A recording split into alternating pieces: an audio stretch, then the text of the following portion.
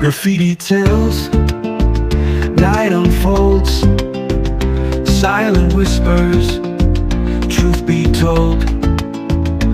Walls of color, stories speak, streets heartbeat, bold and sleek. Mystery man, cloaked in night, art rebellion, truth takes flight. Urban canvas, voices rise, hidden meanings in disguise. Banksy style, we paint the streets, truth unleashed in hushed heartbeats. Silent echoes, shadows play, evolution every day. Mass crusader, brush in hand, changing minds across the land.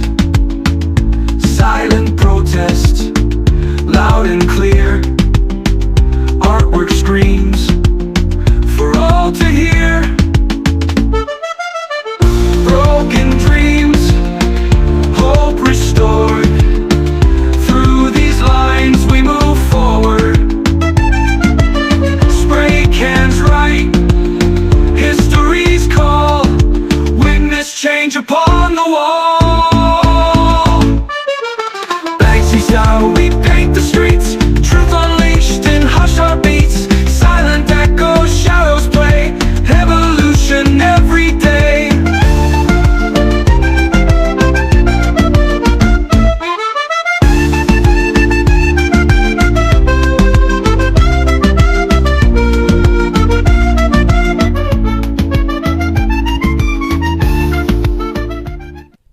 Good evening, ladies and gentlemen. Good evening, ladies and gentle people. I hope I'm being heard loud and clear. I think I am. I can see that I'm being heard. Let me just quickly... Oh, yeah. Yeah, it's all good. Good evening, ladies and gentlemen, and welcome. Welcome to another evening, a Friday evening with Banksy Style Live. Now, as you can see behind me, obviously... my other channel, Hafiz Reflects, that's the one that's going to be out in the streets. That's going to be, she belongs to the streets.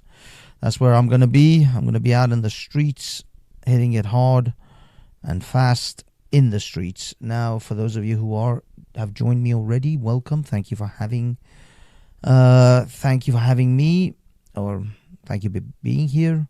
But for those of you who are still yet to join, where are you? Hurry up.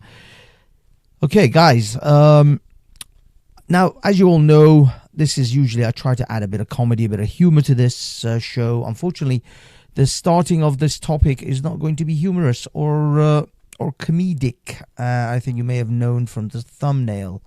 So, unfortunately, we're going to start on a bit of a downer, but then hopefully we can cover it, go past it, and then just simply get to maybe a bit more comedy-based stuff, or just generally happier conversations or cheerier conversations. Because I'll be honest, this is a bit of a downer for a Friday night, and I agree with you. For anyone who thinks, it's a bit of a shite. But to be honest, I wanted to cover it. I wanted to just make it. So I'll be perfectly honest. I think I chose the wrong. Thumbnail. I should have put the girls' thumbnails, but clickbait and all that. Hello, J. Rillo. Good evening, sir. Glad to have you with us, guys. Hang in there. I will post you. I will. Try to get a link up if people want to jump on and have a chit chat. But I just want to cover a few bits and bobs before we do that. And what are we talking about? Kids. What are we talking about? I hope everybody's well. I hope your Friday's nice. I hope you'll have a wonderful weekend and with your friends and family and loved ones. But unfortunately, it is what it is. Sometimes we just have to do what we have to do. We have to cover certain things. Sorry, let me just... got a weird thing here. I see. Okay. Not worried about that. Okay, so let's get on with this S show while we can. Hello, Current Chaos. Nice to see you, my love. I believe it's a woman. I hope it's a woman. Dear God, is it a woman? Well, it's an avatar of a woman. I'm going to go with woman. Hello. Hello, hello, hello. Oh, CCD. Big up my man CCD with the first emojis. And yes, you get that with emojis. So that's a thing that's going to happen. Okay, let's get on it. This piece of dog turd. I want to be very quick about it. This piece of shoelace is called Alexi or Alex? No, Alexi. Oh Christ, I can't even remember this piece of crap's name. Axel Rudacabana. Axel Rudacabana was or attempted to murder multiple children. He did succeed in murdering 3 young girls in Southport, United Kingdom. These are those girls, respectively of 6, I believe it was 6, 7, and 9. Their ages. And he stabbed the 6-year-old 122 times and the 7-year-old 85 times. He plunged knives into these poor girls. So yeah, I mean, F him. I hope he's actually burning in hell. In fact, the thumbnail that I made, I hope everybody has seen the thumbnail that I made. Let me see if I can actually drop the thumbnail in here. Hold on. Let me see if I can show you guys. Yeah, I literally hope this is where he will end up sooner rather than later. And I'm not going to shed a tear over it. So, fudge this guy. I'm trying to keep it PC, man. You know how it is with the tubes. They've already taken away my advance rights. Yes, I agree with you. Beautiful angels. I 100% agree with Current Chaos. Yeah. This piece of dog turd did that to these poor little girls, and as I said, I hope he's going to suffer greatly for it every day of his rest of his miserable life. But speaking of the rest of his miserable life, this piece of dog turd did get about 51 and a half years, because he's obviously had some time served, because he's been in custody since sort of half of last year. So he's had some time served. So he has been given a minimum of 51 and a half years before he's eligible for any kind of parole, which we hope, and the judge also hopes, will never come to pass, that he will never see the light of day, which will be, I'll be perfectly honest with you, I myself am actually quite happy if Sharia law judged him on this one. Sometimes you think, they want to live by Sharia. Well, let's judge them by Sharia. If they want to live by Sharia, let's judge them by Sharia. I'm more than happy for this sack of dog turd to be judged by the Sharia. I wouldn't see it as I wouldn't see it as a terrible thing. Although I don't want the rest of the country to be ran under Sharia. But if he loves the Sharia so much, if he loves the Islamic world so much, then maybe we should send him to Saudi Arabia and see how they deal with him. Maybe send him to Afghanistan and see how they deal with him.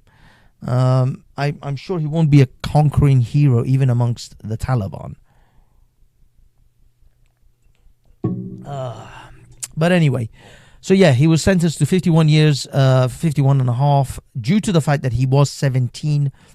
And under the letter of the law, he was considered a minor, and so the judge could simply not give him the maximum in this case, because of the fact that he was, at the time of the actions that he took, he was a minor.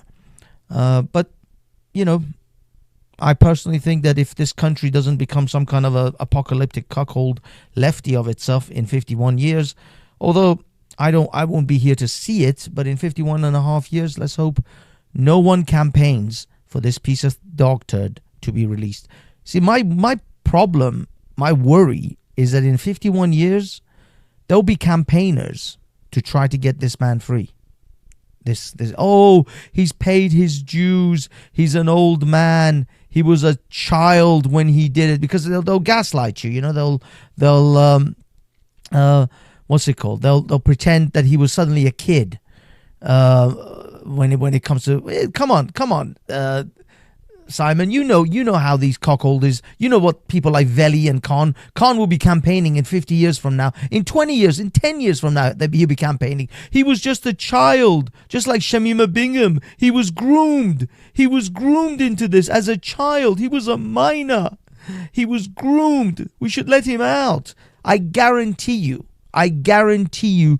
as God is my witness, I may be with God at that. Well, we'll find. I'll be finding out whether there is a God or not at that point in 51 and a half years.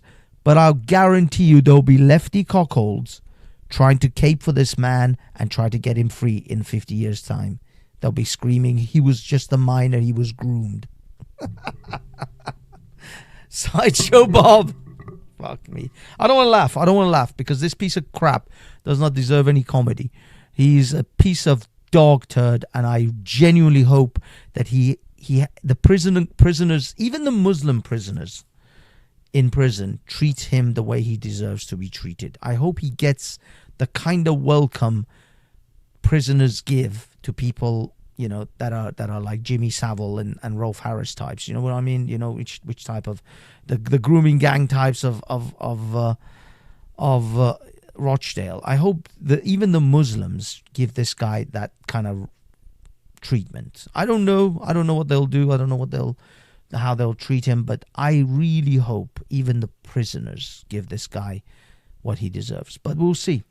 I hope he becomes someone's wife for the next 30 to 40 years. You know what I mean? Has some choice tattoos on his back. Anyway, so yeah, these were the three beautiful girls. My God, man. My nephew is 9 years old. I mean, how can anyone look at these kids and think, I'm going to plunge in... Oh, God damn. That piece of... What kind of a mental breakdown do you have to plunge a dagger into 122 times? I mean, he must have been like some kind of, I guess, bloodthirst feud or some sort of some kind of, yeah, you know, psychotic mentality. Some kind of psychosis must have come over him, because obviously he would have known that the child was gone after the first, I don't know, 10, 15 stabs. And then he just kept on going. That must take a certain level of insanity. I don't know. That is an absolute piece of dog turd that as I said, I hope he gets what's coming to him. I really do. I don't want him to have a peaceful, secluded lifestyle in the prison system. I don't. I want people to know who he is, and I want him to be very, very nervous every time those gates of his cell opens. Could this be the day that someone will do to me what I did to those kids? Someone will do things to me. I can't. I'll be perfectly honest. I don't wish harm on any human being on earth, but this piece of dog turd, oh, I can't even remotely cover my disdain for him. Yeah, I mean, if I just think what one of the fathers of the, I think it was probably the father of the girl in the middle. I don't know. It was one of the fathers who shouted "coward." Personally, if you know, I would devote. I can't say it. I can't say the things I want to say. Let's put it this way: I would devote the rest of my life making sure that individual is going to have a bad time on this planet. That would I wouldn't put it past those parents. What did he do? Sorry, I missed the story. Has been seeing this guy's face around. Okay, Jen Wallace. This individual, Axel Rudakabana, went into a Taylor Swift dance party in north of England, in Southport, and he attempted to kill everyone in that dance party, which were a bunch of kids ranging from 6 to 9, 10 years old, you in that sort of age range. And he brutally murdered these 3 kids, one of them 6, one of them 7, one of them 9. He stabbed one of them 122 times, another one 85 times. So that's the gory tale of this particular event. And now he's been sentenced to 51 and a half years in prison before he can apply for any kind of parole. That's the minimum sentence he has to serve before he can. But unfortunately, the judge could not give him a full life sentence because he was 17 before, and that's considered a minor in England.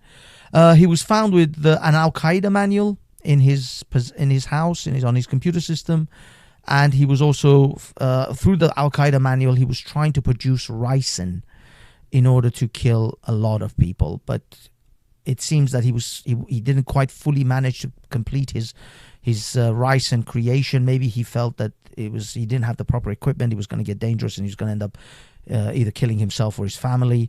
So he kind of stopped that production of ricin to go forward, and just simply, managed to procure a large knife in order to commit the atrocities. And he did actually stab 2 other people. One was Jonathan, I think Haidt, his name might be. I forgot his exact name, but he managed to.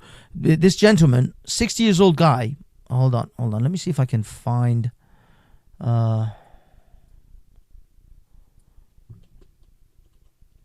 Let me see if I can find his picture. And that's not a great picture. Maybe this one would be better. His name is... sorry, guys. Hold on. Bear with me. See, sometimes you just have to prepare things, but I wasn't prepared to really show this chap's face. He was one of the heroes. Jonathan, who is a Southport hero, criticizes Keir Starmer. His name was Jonathan Hayes, and he actually ran from his office, which was I think it was on a higher floor than the actual dance studio. He ran downstairs, he ran into the dance studio, and he confronted Rudakabana and actually wrestled with him. And unfortunately, he was also himself stabbed in the leg for his troubles of trying to stop him. Rudakabana actually stabbed him in the leg quite severely, so he had a lot of time. He needed a lot of time to recover and stuff. I'm not sure whether I think he can walk, but crutches and stuff for now. I don't know whether he's better now, but this was earlier on, within the first few days of his injury.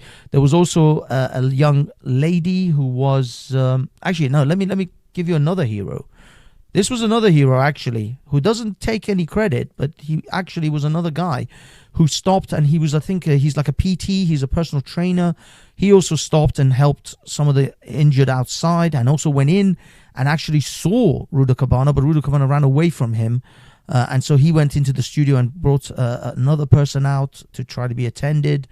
All their stories are actually available on, what do you call it? That will hunt them forever. Yeah, it doesn't give his name. I don't see his name at the moment. But he was another one who actually tried to help. What else? Southport. I think this was the teacher of the class. She actually was stabbed multiple times herself. Damn it! What is this thing? Hold on. She was actually stabbed multiple times herself, quite severely. She has survived, though, fortunately. I actually thought at the beginning, when this happened last year, that she had actually passed away as well. But she has actually survived, I would imagine, with severe lifelong injuries. who I know CCD. I know. I'm surprised. CCD says I'm surprised the police didn't detain the man who helped. Yeah. I mean, look at this guy. He's a typical white Englishman. They probably arrest him over the actual criminal because he's a white middle class Englishman. But yeah, this lady survived. Thank goodness she did. But yeah, she was actually covering the children and used her body as a shield. And she tried to save as many as she could. I'm sure, because this is the thing, I haven't seen or heard any interviews from this lady myself. I couldn't find anything. But when this chap Jonathan, when he I just shut down the image of Jonathan. Let me get this better image up. When Jonathan actually was being interviewed, he actually had survivor's remorse. He felt he maybe should have done more. Maybe he should have tried to save more kids. I mean, I'll be honest, it's incredible. It's incredible that this man feels bad that he couldn't save more kids. But I'm sure he did. I'm sure he saved a lot more kids. If he hadn't been there, I'm sure there were even more. We'd be looking at a picture of 4 or 5, maybe 10 kids rather than 3, which is still terrible. I'm sure the parents of these kids don't feel any better for that. But the fact is that I'm sure this guy managed to save a few more children. So he is a hero by any definition of a hero. But very humble guy, doesn't want to really capitalize on this in any way. He's just I think he's given like 1 or 2 interviews. I only found 1 interview with him actually, and he just doesn't want, he just wants to put this stuff behind him. I mean, it's a thing of horrors, because he said he saw the bodies of the kids just drenched in blood on the floor when he opened the door and all that, and yeah, kids crawling away with injuries, stab injuries all over them. It's just one of those nightmarish movie style scenes. I see Enoch. I'm sorry, Enoch, I'm not entirely sure how you mean YouTube censored you in what way, but anyway, bless him. Yeah, absolutely, he did his best. I agree. Chaos. But anyway, this is a very sad, depressing news, but I wanted to at least have some coverage of it, at least give my 2 cents, really. That's all it was. It's just my own personal opinion. This man's a hero. She's an absolute hero, and so is this man. Although he didn't directly tussle with Rubicabana, but then maybe he scared him because Rubicabana ran away from him. So again, you just don't know. You just don't know what could have, what impact he had. He certainly grabbed one of the girls, pulled her out of the studio, took her to the streets. His friend also helped another girl hanging out of a car, I believe. So yeah, they did what they could. But what can you do? I mean, I'm amazed. I'll be honest. I think I would freeze like a deer in the headlights.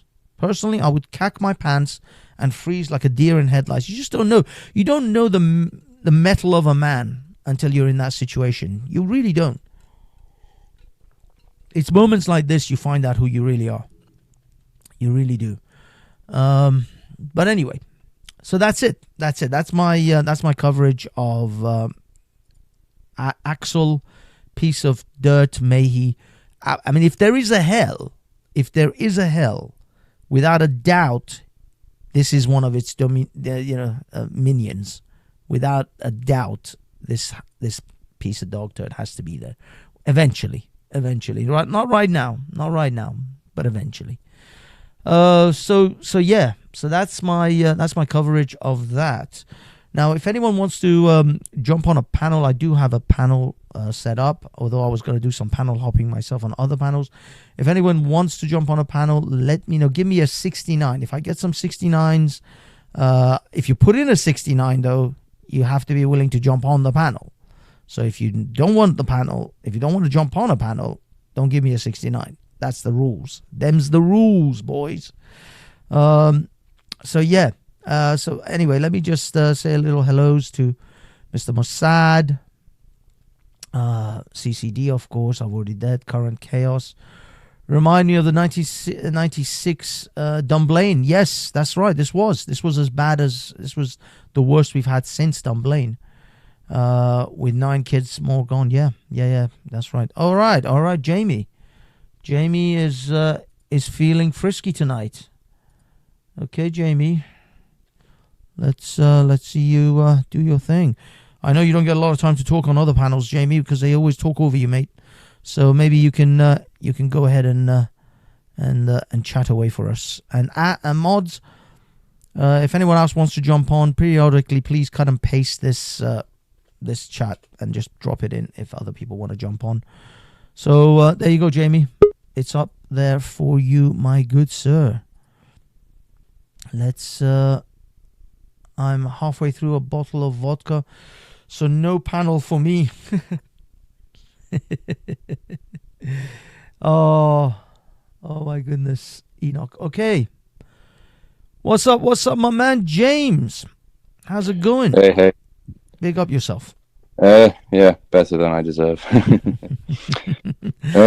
Yeah, I mean, what is to be said? I mean, thankfully, I'm grateful that I'm, feel hardened by my own personal experiences. My best friend. Yes. So, but still, I'm just like, God. I mean, what I went through is probably very, very minuscule to those poor parents. Oh yeah. I mean, don't get me wrong. It's hard. I mean, I know last year. It was last year, right?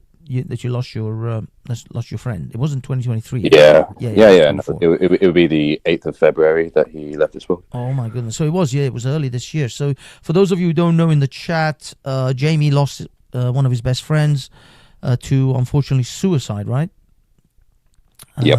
So he's he lost his best friend to that last year. So he himself has also experienced and obviously in a really graphic way, like obviously it's a high-speed train. That's so right. Yeah, he threw himself. He's, and just like hearing the reports of how this sack of shit just stabbed repeatedly. There's probably like nothing left of these poor girls to identify them. Oh no! I think they were because obviously these were just stabbings. So I don't know if they were so. I mean, I don't think their faces were just like mashed up. I don't know. I haven't seen any pictures. I'll be perfectly honest with you. I didn't look for any pictures. I know they're out there. I know there are people who posted pictures on like Telegram and places, probably even Twitter. But I didn't actually want to see it, so I didn't even look for it because I just can't. I can't bear it. Yeah, and obviously my heart goes out to those girls who did survive, but I'm sure a lot of them are possibly crippled for life. God. Yeah, I mean, not only physically, but psychologically, just I can't. They must be devastated. I can't even imagine those children.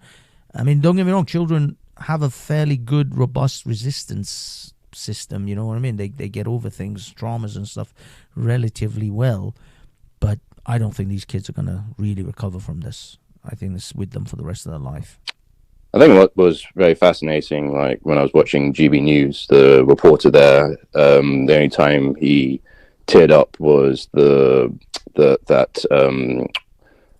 statement that dance teacher said, saying that roughly speaking, how can I live knowing that children have died? Something along those lines. Oh, it seems even Enoch has actually had a trauma as well in his lifetime. He lost one of his best friends in '97 to suicide as well. So you never stop asking yourself, you could have prevented it. Yeah, I can imagine. Yes, yeah. So have you? Did you see anything else about this? About any of this stuff? I mean, I obviously don't want to get more nightmares as I already have. But it is just like absolutely appalling state of affairs of like how he got reported 3 times, was it, to prevent? Yep. Right, and the excuses is well, it doesn't look like he's in any particular denomination of terrorism, so it's not our problem. And just like, I know. I'm just like dreading the thought of like how many fuckers are out there who, yeah, may not subscribe to any particular terrorist ideology or group, but still, I remember working as a teaching assistant. I know these people are out there, and they may seem harmless at start, but you have no idea what would trigger them. Yeah, absolutely. I mean, the funny, when I say funny, I mean the ridiculous thing is that now our would-be dictator governor, Keir Starmer, is now, first of all, people are talking about banning knives from Amazon because he acquired his knife from Amazon. So clearly Amazon is at fault here. What else was there? Oh, of course, they're going to bring in more restrictions on the internet because clearly the internet is the problem. So let's restrict the internet over this situation. I mean, this is the madness and the just lunacy that I find is that the minute some tragedy like this happens, the first thing our governments decide to do is restrict our freedoms. So we have to now, they don't have to actually fix anything. They don't actually have to act on when people from prevent or people who report crazies to prevent. They don't have to, act on that. They don't have to change those policies. No. Internet and Amazon knife purchases is what has to come to a stop. And by the way, I don't know about Amazon, whether Amazon's going to capitulate to this or not, but Temu did, because a Guardian article talked about how people could buy large knives from Temu. So you can no longer buy knives on Temu in the UK. It's not available anymore. You can only buy you can't even buy kitchen knives. Nothing. It's absolutely insane. Absolutely insane. Yeah. Because they blame the knife. You can make a bloody knife out of stone or flint, Well, first of all, yes. Second of all, any piece of metal. You can go and buy any piece of metal and sharpen it and get yourself a knife. A knife is essentially a sharpened piece of metal. Now, maybe you might need a small forge, which you can make with a few bricks and a blowtorch, by the way. You can make a forge. I've seen it on YouTube. You can make a forge to get hot enough so that you can hammer a piece of metal into shape. So you can actually literally you can get a spoon and make it into a knife. If you really wanted to. God, that's a new definition of spooning you to death. Yes. Yeah. I mean, it's insane. It's absolutely insane. This is the madness of our government, that the minute they get themselves, it's like the go-to thing with British politicians is, let's censor the people, let's take away your rights. The minute you actually something happens, something terrible, a tragedy, let's take away your rights. Let's not concentrate on fixing the actual problem. Let's not pay attention to people who get reported to prevent and all of that. No, that would be racist. But let's just restrict your life and make the public even more miserable than you already are. This is why, I'm not joking, I've been looking up the amount of people that are leaving Britain. And the reason I actually initially did that, I want to actually do a video about that. Maybe we can talk about it. Do you know a woman called Isabel Oakeshott? She is the wife of the Reform guy. What's his name? The guy from Reform? The one. Wait, was that the one who? Anyway, carry on. Richard Tice. Richard Tice, yeah. Yeah, Isabel Oakeshott. I'm gonna stick a picture up there for the audience to reference if they don't know who I mean. Let me just get a picture. Yeah, I'm sorry, Jamie. I can't really do it on StreamYard and on OBS. Right. I'm running on OBS, so I'll just do it on that. It's okay. You know who it is. Isabel Oakeshott is this blonde-haired woman commentator, usually on GB News. She's the one who exposed the text messages of the health minister during COVID. You know, the WhatsApp messages? Do you remember that? No, you don't remember that? Anyway, yeah, she exposed it. Anyway, long story short, this is a woman who, you know, champions Britain and fights for Britain, and she's the, I can actually show everyone the Matt Hancock's WhatsApp messages. She was the one who spilled the beans on him. She effectively was the what's it called, the whistleblower on the government's. Essentially, they had no idea what the hell they were doing, and they themselves were breaking the rules left, right, and center, whilst telling us all to stay home. And effectively, what happened is that she is now moved to Dubai, and now she's living in Dubai. These are the champions of Britain. Oh yeah, no, I remember. You remember now? Yeah.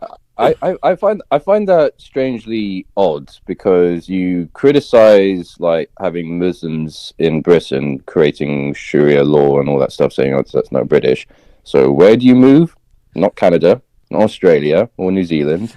No, you move to a fucking Muslim country.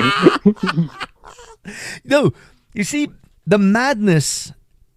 It's weird, but the madness makes sense. There's logic in this madness, and I know why. I know why these people are doing it. Because believe it or not, and this is what the Saudi, the Dubai or the Emirate foreign minister said, the future jihadis will come from Europe. The man said this, I forgot when actually, I don't know, was it 2017? Something. I actually did a whole video, I played the clip on this channel, and he said clearly, in the future jihadis and extremists will come from Europe, because you don't know how to deal with extremists, Islamic extremists in Europe. You think that they're all, you know, it's racist if you crack down on them and this and that, whilst they don't have that problem in Dubai. There are organizations who are considered terrorist organizations in Dubai that are free to operate in Britain. There are literally Hezbollah Tahrir, that was only announced as a terrorist or prescribed organization in 2023, or was it No, I think it was actually 2024. And that was only when they came out and started to say we need to have a jihad in this country. I don't know if you remember that video of that organization, I think they had like orange banners and stuff, who started screaming, we need to have a jihad in Britain. The reason that was Hezbollah Tahrir.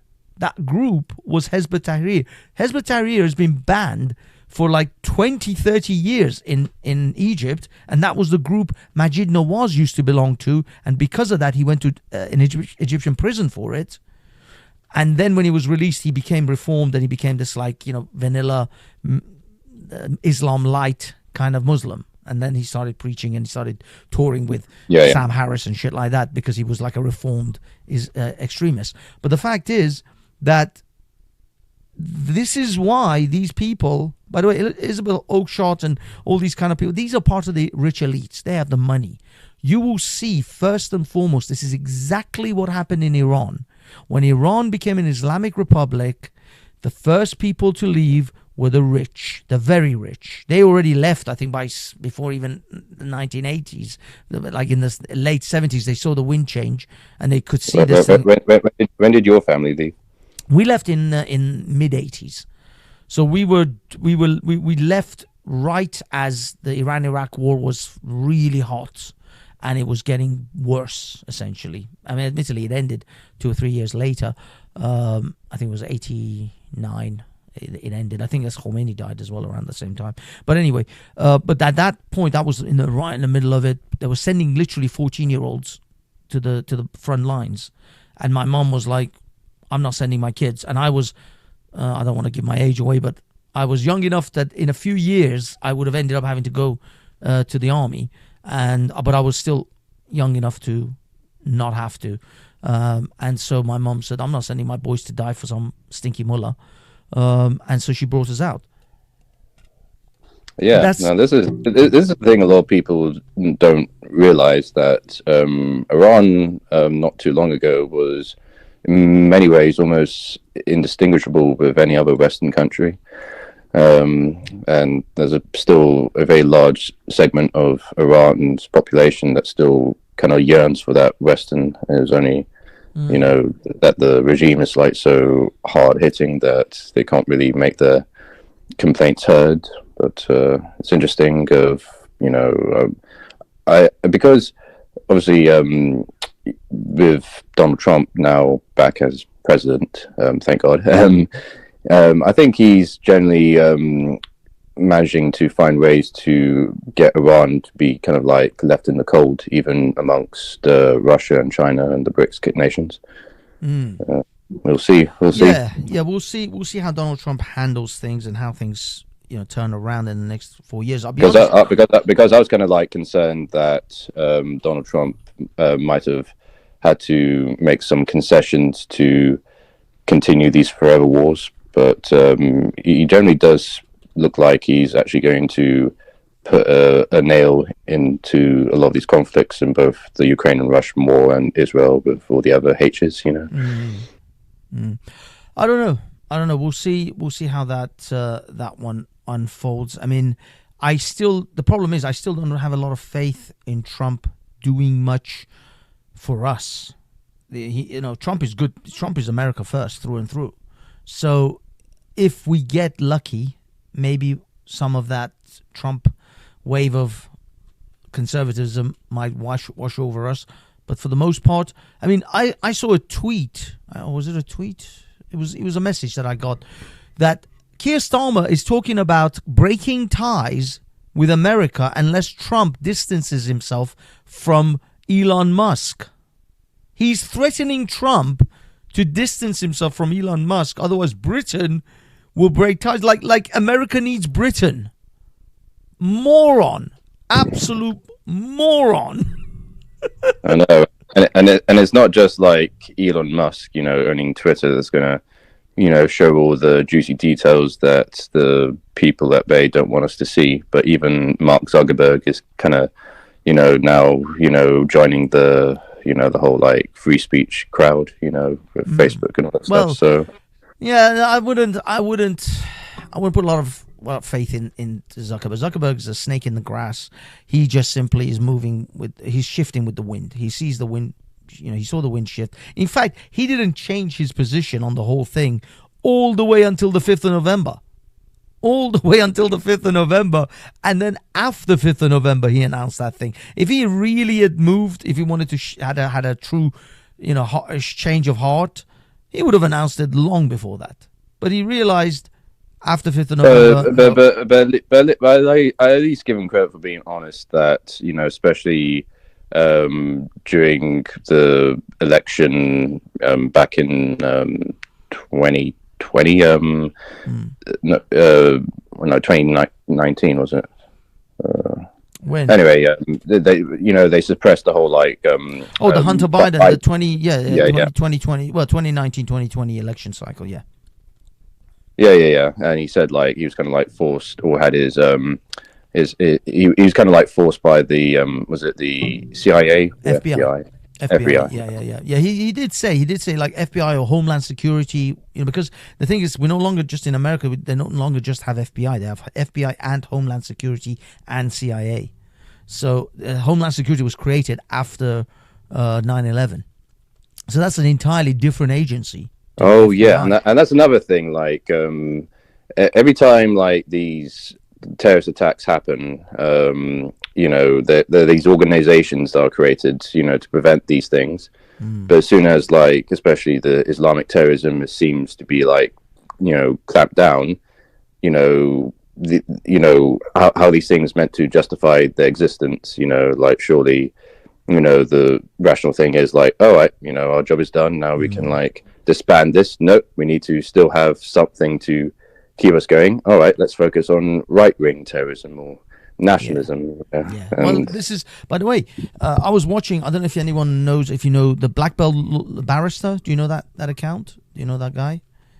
You don't know? I guess not. there's a YouTube channel. It's called the Black Belt Barrister. He actually covered just recently, just today, I think I was watching it, where he actually covered the lawyer of the Manchester guys, the guys in Manchester. Do you know the ones who punched the police officers in the Manchester airport issue? Well, there was a lawyer that represented them to begin with. That lawyer was stopped under the Terrorism Act and was searched and investigated and questioned under the Terrorism Act. And Black Belt lawyer actually kind of covered that and then discussed what was. Hold on, let me see if I can find it. Black Belt Barrister.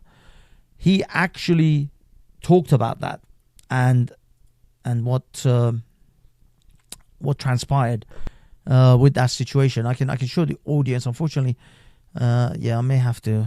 I don't know if I'm not really going to play the video. I'm just going to describe it. Fact is that if they stop you under the Terrorism Act, you have no rights. No rights. You don't have the right to silence. You don't have the right to even see an attorney. You don't even have the right. You don't have the right to privacy or your equipment. You have to give them all your equipment's passwords, pins, and any questions they ask you, you have to answer. You can't just not answer the question. You can't even give a no comment interview. You have no rights if they stop you under the Terrorism Act. All your so-called civil rights gone immediately. And they can pretty much do whatever the hell they want. They can keep you, I think, up to 6 to 7 hours, and they can hold your electronic equipment up to 7 days. And guess where they stop you most of the time? Right at the port of exit or port of entry. Now, port of entry isn't too bad because you're coming into the country, so if they take your equipment away for 7 days, you get it back, all good, and they delay you for 6 hours. But if you're leaving the country, now I don't care about this guy, this Ahmed Yaqub, I think it's the guy who was the lawyer for these guys. I'm not worried about this guy, F him, but it just shows that if they decide to come at you, the government, they will stop you when you're going on holiday. Whatever, you just booked a holiday, you're just off to Benidorm. And they stop you for 6 hours, so you miss your plane, you're gone, you're screwed there. And then they'll keep all your shit for 7 days as well. That's the kind of shit they can pull on you on any given moment.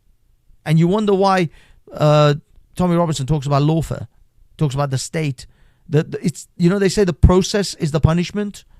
They may not do anything to you. They talk to you for 6 hours, they'll keep you for 6 hours, they'll take all your equipment away, they'll check them, they'll come back. After 7 days, they'll give all your shit back. Nothing will happen, no further action, quote unquote. But you just lost your flight, you lost your deposit for your holiday, all the shit. Your life's basically been turned upside down for like a month and a bit. Not to mention the mental anguish that you go through, and you have no recourse. You can't sue, you can't complain, you can't do anything.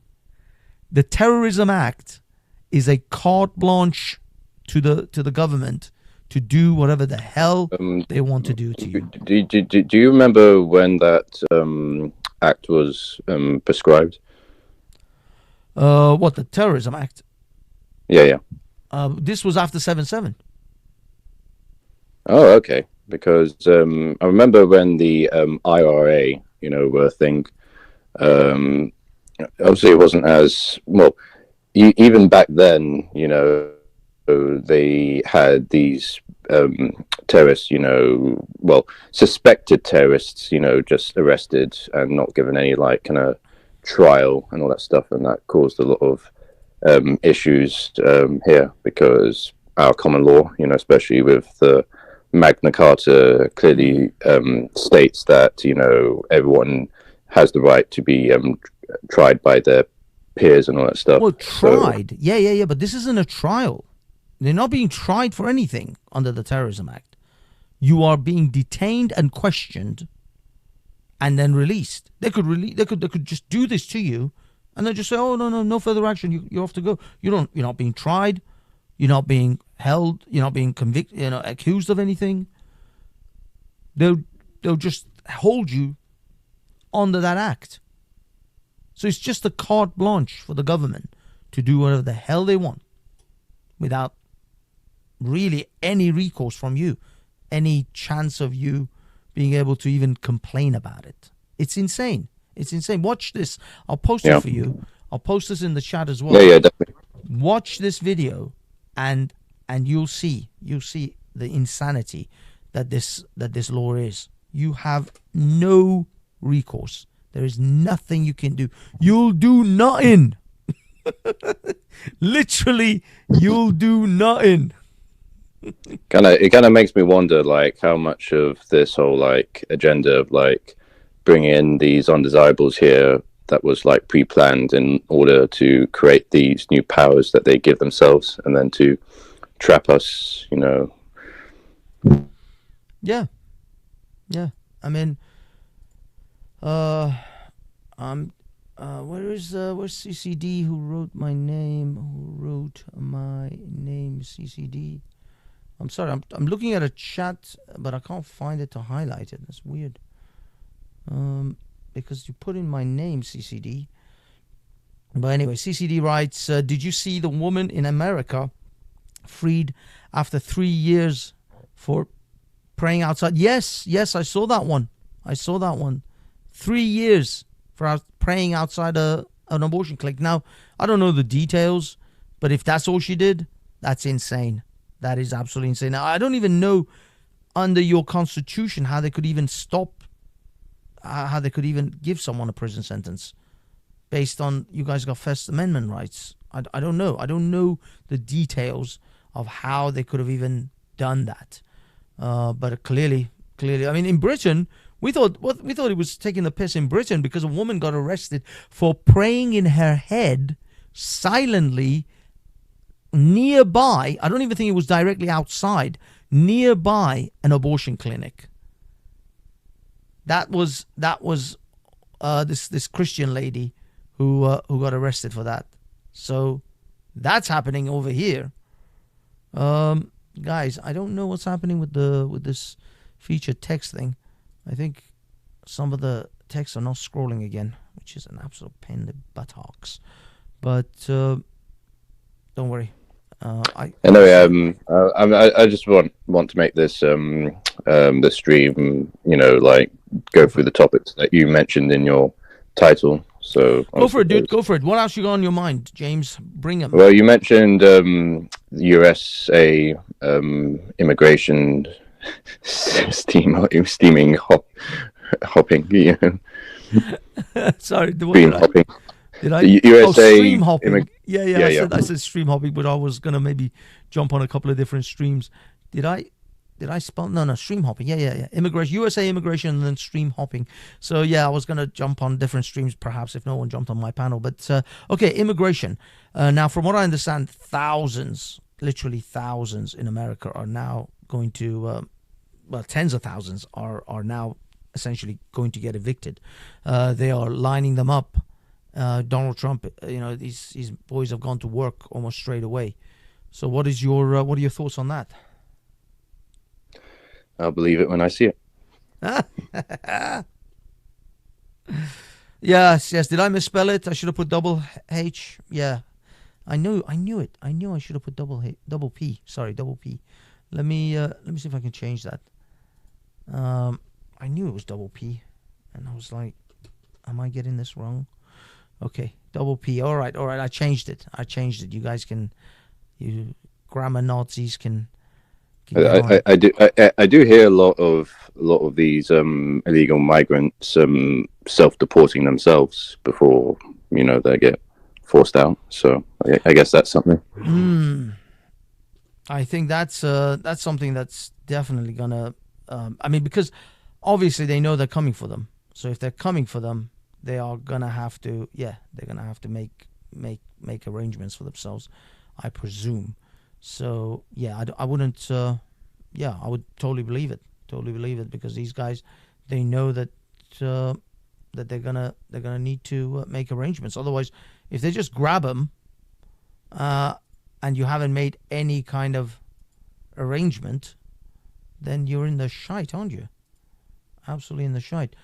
Damn it. Sorry, I'm a bit distracted. I do apologize. Jamie, take it away. Say what you need to say, because I am. Oh yeah, no, like obviously it's all good saying this. I'm just concerned that where's the money going to come from? Like I think Trump needs to really think about reducing the government spending, and that's why what was it Elon Musk has become part of his club, because whether you think Elon Musk is legit or just a con artist, he definitely knows how to like get rid of the excess fats in his companies. So sure, his insight might be interesting, but at the same time I just feel like how realistically can you reduce the size of government? Yeah, sure, you can get rid of these diversity hires and all that stuff and whatever useless departments in the government, but really the real issue with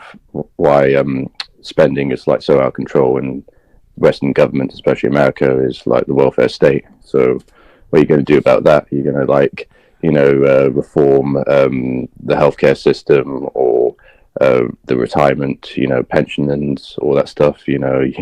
Trump, wants to be liked, and those things are not a recipe to be liked. Yeah. I mean, I think that at least for now, he's trying to keep his promises. He's trying to keep the things that he said. He's trying to act upon them, and I think he knows that he has a very short window of time. His window of opportunity is very small. If he doesn't make these things happen now, and in the next, I would say 6 months to a year, but really maximum 2 years. But he really has to get these things moving immediately. And yeah, I mean, J6, obviously, I mean, those things were going to be relatively easy to release the J6 guys to sign at least these things to do with, for example, American birthright citizenship. He's trying to revoke that. I don't think that's going to work. It's not going to go through. I don't think it's going to be constitutional. It's going to fail at the Supreme Court even. But what there's a guy called Andrew Wilson.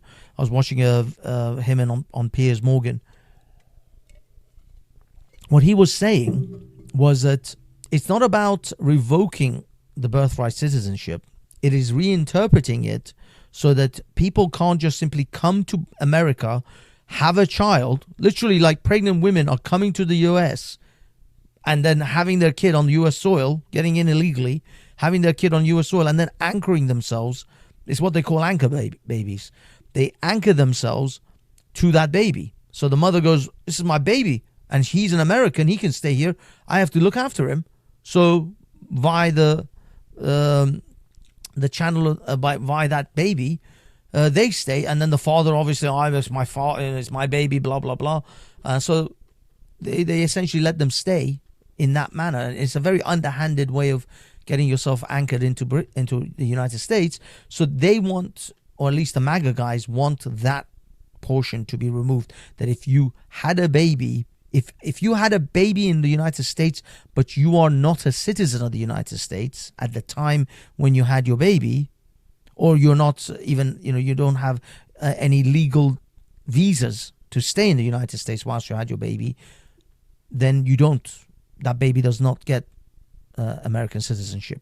Even though it was born on American soil, it doesn't automatically get it. Maybe there's some way they can do that. I don't think it's going to fly. I don't think that's going to get passed. I'll be honest. I don't think that's going to go anywhere. He's not really going to get that through. What's going to be concerning is when they have to go into homes and take grandparents and mothers and fathers away from their kids because the mother or the father doesn't have papers, or the grandparents or the auntie and the uncles don't have papers. That's going to be interesting to see how they will do that. But the thing is, they don't even need to that's not even going to be a thing for multiple years, I would imagine. It's going to take them a few years just to get rid of the frigging single criminal men. It'll be enough just to get rid of the thousands, the tens of thousands of single fighting age criminal men, gangsters and all sorts of other shit that has poured in over the last 4 years. So if they can just get rid of that, I don't even think they need to even go into the houses and chuck out Grandma Rodriguez, because it's not it's not even going to get that far. He'll be out of the office by the time he gets to that point. Nor should it. Actually, Jay Rillo, big up Jay Rillo. If you want to jump on the panel, by all means, feel free. Guys, somebody post the link to Jay for Jay. Jay, hold on. Let me post the link for you, mate, if you want to jump on.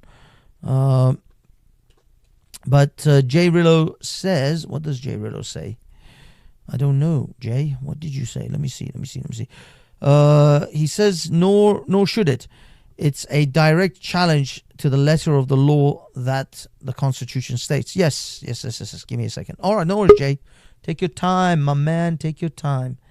Okay, we have I'm also curious about asking you, Batsy, what is your opinion on Trump, whether you think he's serious or not, wanting to annex the Panama Canal, Greenland, and possibly Canada? Hello. How are you, mate? I'm so sorry. I forgot your other name. Fine. Hey, buddy. Sorry, what Can was you hear me okay? Yes, I can hear you perfectly. I'm so sorry. I forgot your name from CT's panel. Oh my God, I'm so sorry. What was your name, please? I can't. Oh, you can't hear me?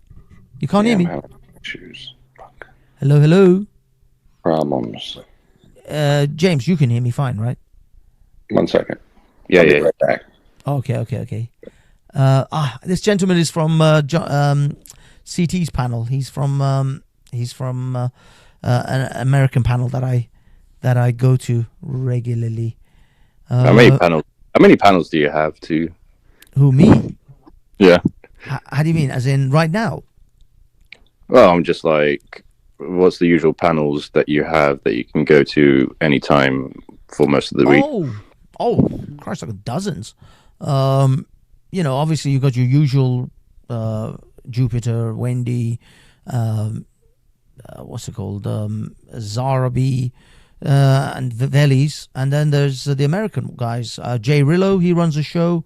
CT, there's a guy called Chaotic Truth. He runs a great panel show. It's fantastically funny. And then there's Denizen D. Denizen, occasionally, even once or twice, I've even jumped on a panel of a guy called Flow. Damn, I forgot his actual. I forgot his thing. It's another American, something Flow. I'm just sub to these guys, and these guys basically run open panels. And every time they're live, I check out they're live, and they always have an open panel at some stage. Sometimes they do a bit of a monologue for themselves, and then they go into open panel mode, and I just jump on. I'll be honest, I'm going to be level with you. I prefer the Americans. The Americans are so much nicer, so much just more fun. The panels are more fun. The people are just nicer to talk to. I just I'm done with having to constantly deal with the morons of Veli and those idiots. I'm done with it. That's why you haven't seen me. Have you noticed you haven't seen me on those panels for like ages? Yeah. Once in a while I sort of show up, but because I've got better options, essentially. If I hadn't had better options, Veli's was really more of out of necessity. Than well, at least it was like relevant in terms of Speaker's Corner. But could you like jot down some names that especially if you're saying the American ones? Yeah. Let me bring on my good sir here. I forgot his name. Hello. Can you hear me? Hey. Hello. Hey, man, I hear you. It's Ryan. How Ryan, you yes, Ryan. Thank you, sir. doing? How are you, Ryan? Can you hear me okay? Yes, you sound great. I'm having all kinds of problems with my mic. How are you? So, unfortunately, but my well, earbuds don't I work. can hear you. Can you hear me? I can hear you clearly. I think you might be. I don't know. Are you echoing on my end? At your end?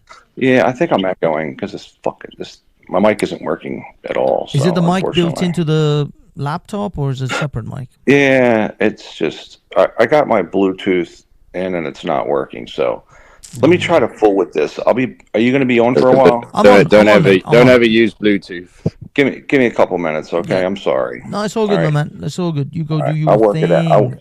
I'll work it out. Do you, All boo? right. Do you, boo? All right. See you, bud. Thank you. All right, so I'll be yeah. there. So he's still with us? You still with us? You haven't gone. I'm here, but I'm working on it. Thank you. All right. See you in a minute. All right, we got Jay Rillo in his house. What's up, bud? Going on, Joe? How's it going, Jay? How's life? It's not terrible. What's going on, Ryan? What's going on, Kingston? I just got back from work. I got out of work about a couple hours ago. I work every day, so I'm just always tired, pretty much. But that's life. Yeah, man. There's it is what it is, man. And I do streaming, and I stream part time. So I know.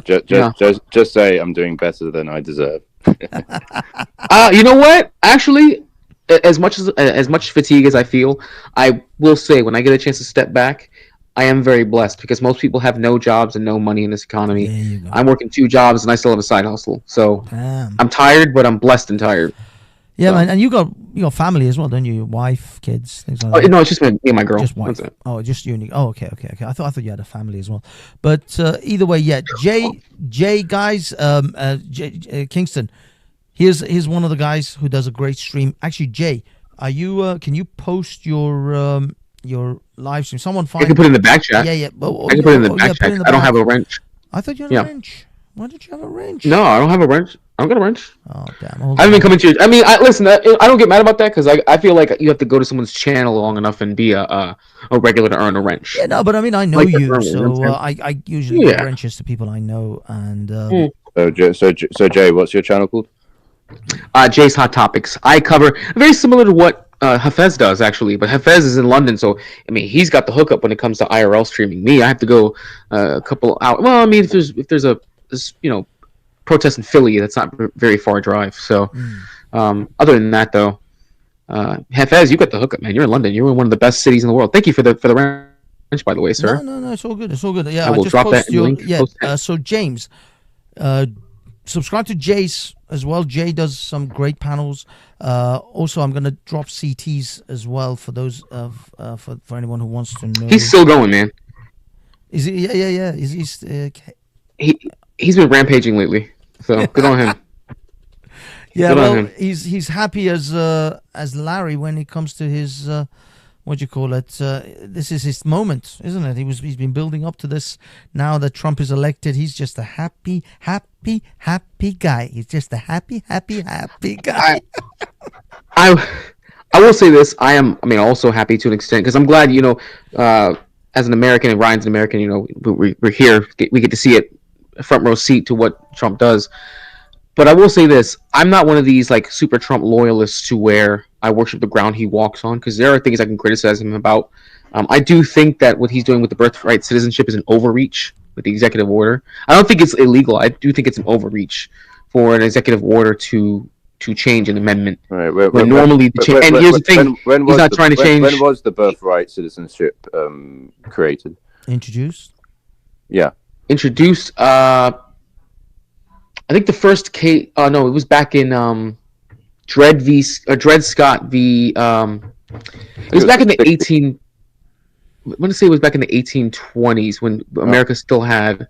Oh no, it was right after slavery. Actually, right after slavery. It was implemented after the 13th Amendment. So probably 1866 or 1867, I should say, because 1865 is when the 13th Amendment came out to abolish slavery, and then the 14th, of course, was meant for slaves and the children of slaves to have birthright citizenship. And then there was another case called Dred Scott v. We were just talking about it. Anyways, it was a case similar to whether or not that was the case that basically linked to slaves and their children being able to have birthright citizenship. There was another case in the 1890s that came up about that, which set the precedent for foreign-born people having children here in the United States That happened in the 1890s. You'd have to talk to Juan because Juan's an immigration lawyer. He and I did a stream about that when it dropped. But that's why I was so grateful. I had him and Lawyer Chick with me, so I had two lawyers helping me to break this. Bro, it was great. It was perfect timing. We broke it down. But basically, I don't have the case law. I don't remember. But Juan and Lawyer Chick were telling me about a case that happened in 1890 in the United States of two people who came from the Kingdom of China. They came over during the railroad era, and they had a child there, and the child was essentially living there as a citizen, but they wanted to kick the family out, and the court had to determine the loyalty of where the child lies, and they determined that their child's loyalty lied with the United States. So they gave him essentially birthright citizenship, and they gave the parents the equivalency of a green card for the 1890s, and that was the case that set the precedent for foreign-born peoples to claim birthright citizenship in the United States. I don't know what the case law is called. It's called PAC something. Juan knows it from scratch. He knows it by heart. I can't remember what it was though. I'm with you. Yeah, I'm not as eloquent with the law as they were, but go ahead. Hello, Ryan. Welcome back, sir. How's the sound? All good? You can hear us? Ryan, you good? I don't think you can hear us. You can't hear us. Yeah, I got you now. Now you can hear us. Okay, you hearing me okay? I was like, yeah. Hey, guys. Hey, what's up, Jay? Hey, he hey, fixed the mic, broke the headset. It happens. Well, I switched devices. I'm on the iPad change my now, so All right. I'm gonna change my lighting real quick. it wasn't working. All right. So So you're doing a panel, huh? Hey, FS, you're doing a panel. Tonight. well, yeah, sometimes I want to do cover a couple of stories. So I covered this. I just wanted to rant about this guy who murdered 3 innocent children at a Taylor Swift party. You guys know about that. So I wanted to do that, and that was my main thought. It wasn't a happy. You see, the thing is, my show, at least Banksy for sure, is more of a comedy-esque, tongue-in-cheek kind of a show, and we jest and we banter and we talk, shit talk. But this wasn't a topic for that. I couldn't, I can't just bring myself and have that kind of bantery conversation. They're just some events that really test your trust in humanity. Yeah. So for me, I just wanted to talk about it, and then guys wanted a panel discussion, so we just went into it. I have a question about that actually. When the gentleman who committed that crime, was he a legal migrant or an illegal migrant? Or was he was born to Rwandan parents who escaped Rwanda before they were Tutsi. So Rwanda had this big genocide. I know about that. Yeah, I know about the genocide. Yeah, so his parents were Tutsi. His father, I think, played some part in the military sphere. I can't recall specifically, but he managed, and his wife go and stay in Britain. Managed to get refuge, and obviously they had that devil child of theirs. But the child was born in Britain. He was born here. Yeah, because they came in the 90s. Yeah. So he was actually, he was a British citizen, and he committed this crime. Oh yeah. And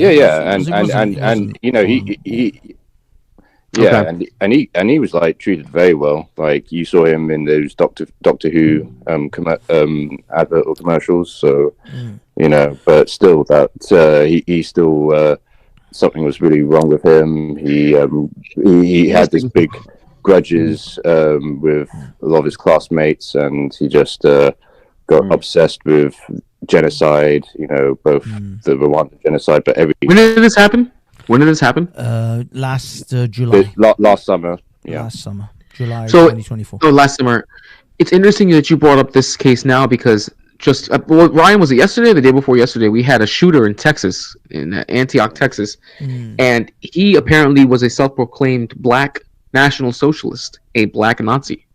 I'm dead serious. Male Monkey sent me. He emailed me a copy of the 51-page manifesto. I've got to read through it. Actually, I've only been going through bits and pieces so far, and I plan on talking about it. Here's the crazy part. Right? Here's the crazy part. Elon triggered him with his. No. The crazy part is that I know this.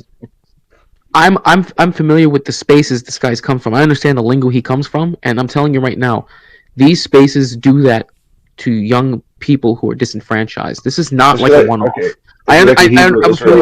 It's like a No, Hebrew no, no, no, no, no. No. The spaces he's from these are third positionist spaces. These are spaces essentially that promote fascism and national socialism, and to an even extent, just regular plain old Jane socialism. So because I'm seeing the symbology and the memology he's using so far. I'm like, I'm familiar with this shit. I understand what radicalized him, because in those spaces they're very like quote unquote race conscious. They go into a lot of race realism, but it's really distorted. It's warped, because if you look at what he called himself on the front page, you'll get it, because he hated himself. I mean, this is one of those people who would LARP as Benito Mussolini. I know another dude actually in these spaces who is black, who does the exact same thing and LARPs as Benito Mussolini. It's a very odd thing, but understand there is a subculture like this that exists, and it for some reason it attracts people who are really young and really disenfranchised, and it radicalizes the shit out of them. I mean, don't get me wrong. I have seen a documentary, or it was like some sort of mini documentary or something, about the Israeli Nazis. There are Nazis, neo-Nazis in Israel, Jews. So I have seen crazy shit, but this is. I mean, I think it's just a insane. word, but there are. I mean, look at Charles Taylor, right? Mm-hmm. Like, it's just that was for religion. It could be for whatever, but I mean, I think, I mean, sadly, I think if the Nazis did come back, they'd be very pissed off because of the overuse of what they actually did. Like, nobody's a fucking The Nazi Nazis now. are going to be These upset. You are not They're gonna doing be pissed. Nazism correctly. Like, listen, Exactly. we murdered 12 million people with gas chambers. I don't think Trump has done that. But everybody's a Nazi now, if you notice. It's literally the most overused fucking word, man. Mm-hmm. But this is the thing with this case. He didn't seem to, at least as far as we know, belong to any ideology. Oh yeah, he did download this correct me, Batsy, Al Qaeda. Oh yeah, he had an Al Qaeda manual, training manual. He was trying to develop ricin. He had like what they call ricin pulp. So he was using the manual to try to create ricin in order to kill as many people. And he also had like anti-British, anti-colonialist kind of like material as well. Yeah. But the thing is, no. I mean, people say, "Oh, he's a Muslim." Lots of people say he's attending mosque in prison, and the fact that he has an Al Qaeda manual is a very good indicator that he is from the religion of peace. Although the government is desperately trying to circumvent that and desperately trying to, pretend that he isn't. It's pretty solid evidence that he probably is from the religion of peace. But if he was, then why is it that Prevent, didn't like link him up to that? Well, Prevent actually was called. Prevent is this anti-terrorism sort of group, organization that we have in Britain to try to address radicalization of young people. And he was reported to Prevent. They just brushed it off. So even when you report these people, they don't take action. There was a jihadi some years back. I forgot exactly what he did. I think he was the one, the shoe bomber or something, on a plane. Richard Reed. No, that's a white guy, isn't it? No, this was a Nigerian. I hate him. It was a Nigerian who was trying to. Maybe it was the underpants one, because there was another one in the underpants. He burnt his own testes because the bomb didn't go off. Anyway, there was one of these idiots. He did. He sort of burnt his scrotum and stuff. Anyway, what a plonker. Look, these people are not the sharpest tools in the box. But his own dad shopped him in. His own dad said he is trying to do this sort of thing because he's being radicalized by Islamists. I can't stop him. Could you please arrest him? Could you please take him? They didn't. They just let him go. So it's like there's nothing you can do. There's nothing. It's like you can literally go tell them this guy is going to do this thing on this day, and they still won't do anything about it. So I don't know. Maybe they want this because what I've noticed. But I mean, I'll definitely take what you said with serious consideration. But could you also think it's possible that he wasn't a Muslim, but still just wanted to make a name for himself by creating this big massacre? Absolutely. There is no. I can't give you 100% that he's a Muslim. My suspicions are, if I was a betting man, I'd put money on Islam. But I mean, I can't but you know, give you 100. I gotta be honest, man. I mean, if I think about the Muslims, right? I mean, you're talking 1.5 billion people, right? The ones in leadership aren't real Muslims. They're not real devout. You know what I mean? Mm. Bin Laden was playing video games and shit and had a whole file of porn. The ones that it's almost like, who is a real Muslim? I don't see any of the leadership as Muslims because they don't give a shit. It's almost like a fake. You know what I'm saying? Does that make sense? I get what you mean, Ryan, but the problem is, it's like that, Eminem. Can the real Slim Shadys please stand up? The fact is that if you ask 1,000 Muslims what is real Islam, you get 1,000 different answers, because they all have their own version like of Islam. Christianity. Yeah, they don't. None of them can. You can never pin any of them really down to any real Muslim, real Islam, because they all have their own kind of twerky take on it, even within same sects. So Sunnis are like one of the biggest sects, Shiites are the second biggest sect, and then there are sects in between that. But within Sunni sects, they have different, what they call madhabs, which is the house of learning, and they have their own tangents off that as well, and they interpret it's Protestantism. It's just Protestantism. Well, so I've always heard. I've heard that there's only one version of the Quran, but that's not true. I thought there were still multiple translations of the Quran. I don't just mean from different languages, but multiple interpretations. Like there's different versions of the Bible. Is that not true? There is at least 37 different Arabic Qurans. Sorry, these are interpretations or translations of the Quran.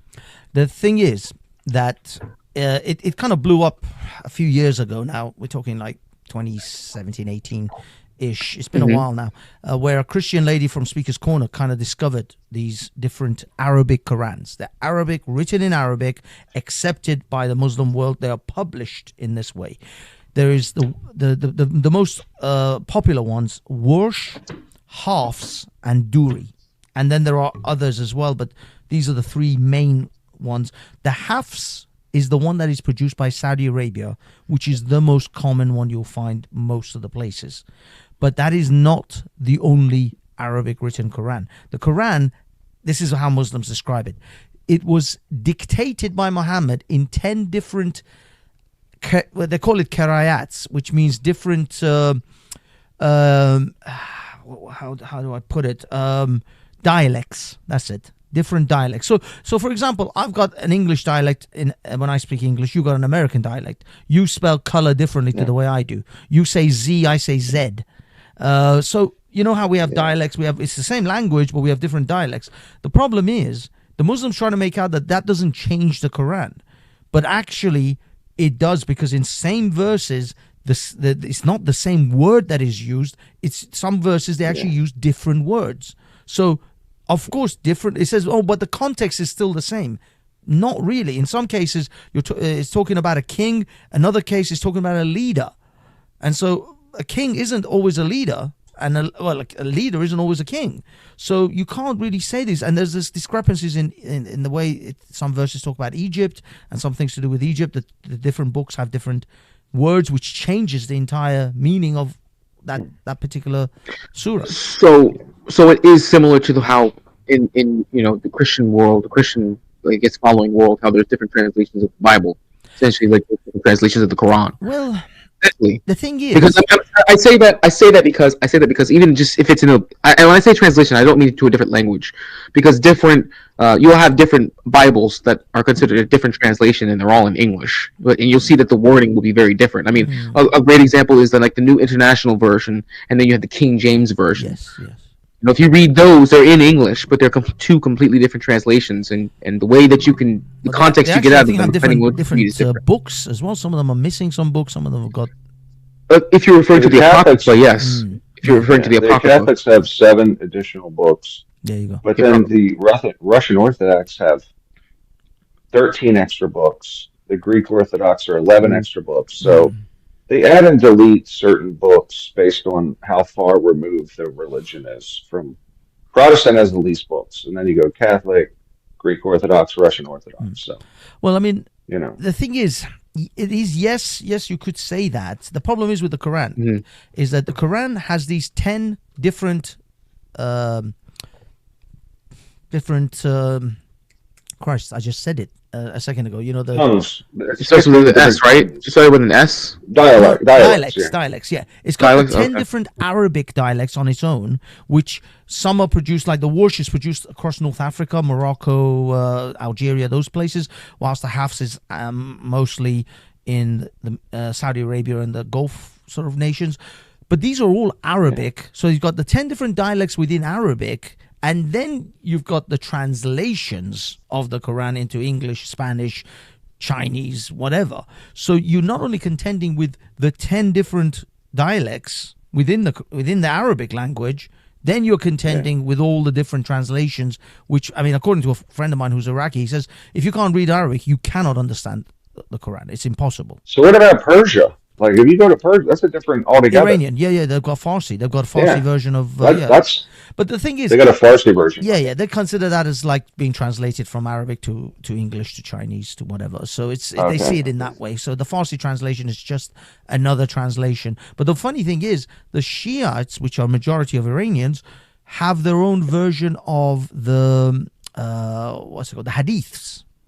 So the Hadiths are a supplementary. They're like the biography of Muhammad. But the thing is, the Shiites don't accept the Sunni Hadiths. They've got their own set of Hadiths, which the Sunnis don't accept. I'll be honest, if you talk to some Sunnis, they even say that the Shiites are not even Muslim. They consider them kafirs. They consider them, infidels. But that's just internal affairs. But Internal affairs. you know what I mean. But the thing is, they've got their own set of, because the Hadiths, I'll be perfectly honest, the Hadiths are what's considered the lens in which you translate the Quran through. So some things are ambiguous in the Quran, and the Hadiths are supposed to clear that up for you. But if you don't believe in those particular Hadiths and you have your own set of Hadiths, then things are gonna you can interpret the Quran very differently then. So you could take, you see, this is the problem. When I say the problem is with Islam, and people go, well, no, because of blah, blah, blah, blah. These are the reasons why they can say that. They can say no because 1,000 different Muslims can have 1,000 different interpretations of it. So if I say the problem is with Islam, they'll just say no because this particular Muslim who did this stupid thing believed in this stupid version. And so they can obfuscate, they can excuse. They reference like Rumi and shit. They bring up Rumi. Exactly. So you see, they have so many outs that it's really hard to pin these guys down. They have too many outs in this religion for them to really be any one Muslim to be truly pinned down and say, no, the problem is Islam. But the fundamentals of Islam don't really change, even across different sects. And for me, that's where the root of the problem is. The fundamentals are the problem. People don't want to accept that because they keep pointing to like a billion Muslims that are perfectly safe, safe and sound and peaceful. They're moderates, right? They're not radicals. But I don't even say they're moderates. They are people who ignore portions of the religion, which is in Christianity, all religions. It's just they just don't follow the letter of the religion. They just ignore vast chunks of it. And there's loads of people like that. I'll be honest, I don't know really how to convince anyone that the core problem here is Islam. Because the other problem is, you see, there are Saudis and Emiratis who have managed to solve the radical problem amongst themselves, because they can see how things can go off the rails, so they will pull them back, or they'll execute brutal punishments on those who are going to go off the rails. And because of that, they've managed to rein it in. They know that their religion has crazies and crazy verses that will justify the crazy actions, so they've reined that shit in.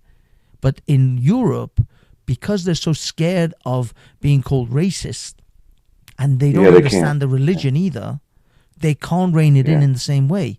The Saudis, no one can call an Emirati, a guy from Dubai, an Islamophobe. No one can call a guy from Qatar or from Saudi Arabia an Islamophobe. Yeah. They'll just straight up tell you to go F yourself.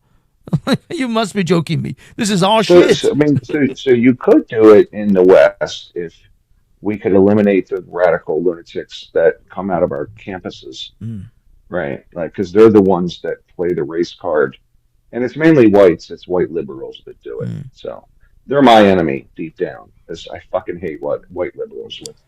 They're the root of every problem in the world, as far as I'm concerned. So I You know just what I want to mean? interject something that's going to be out of left field. I'm currently reading through the manifesto while you guys are talking. I'm talking about the Antioch shooter. Have you heard about the Antioch shooter?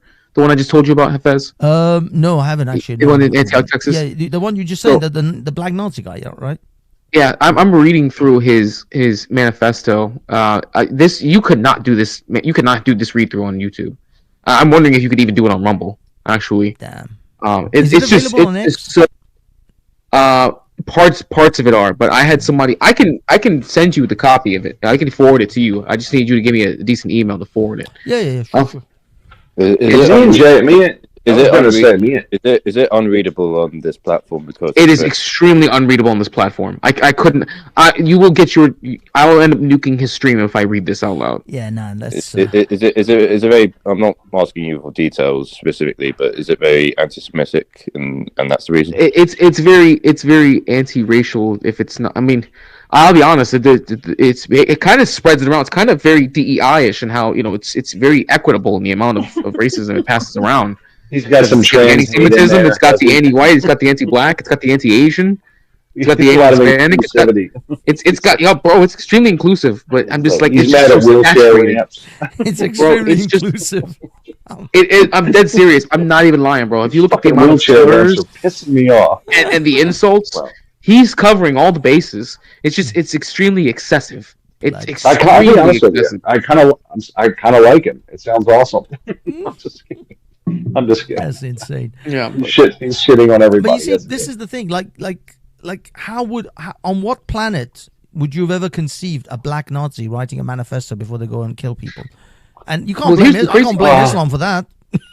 no. Here's the Well, thing. well, it's because we've made Nazism so taboo that Yeah, we have. the younger generation are going to eat that, like it's the most delicious thing ever because they want to be When again. you say, I gotta ask, when you Mhm. say a black Nazi, is it the anti-Semitic type or is it the? No.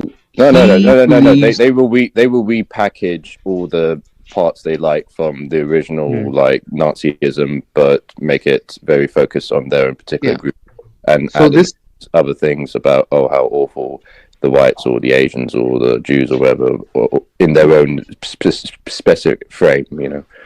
So this guy literally calls himself a national socialist. He calls himself a.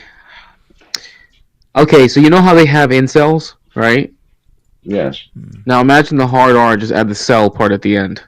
You're gonna see it in a minute, Hafiz, what I'm talking about.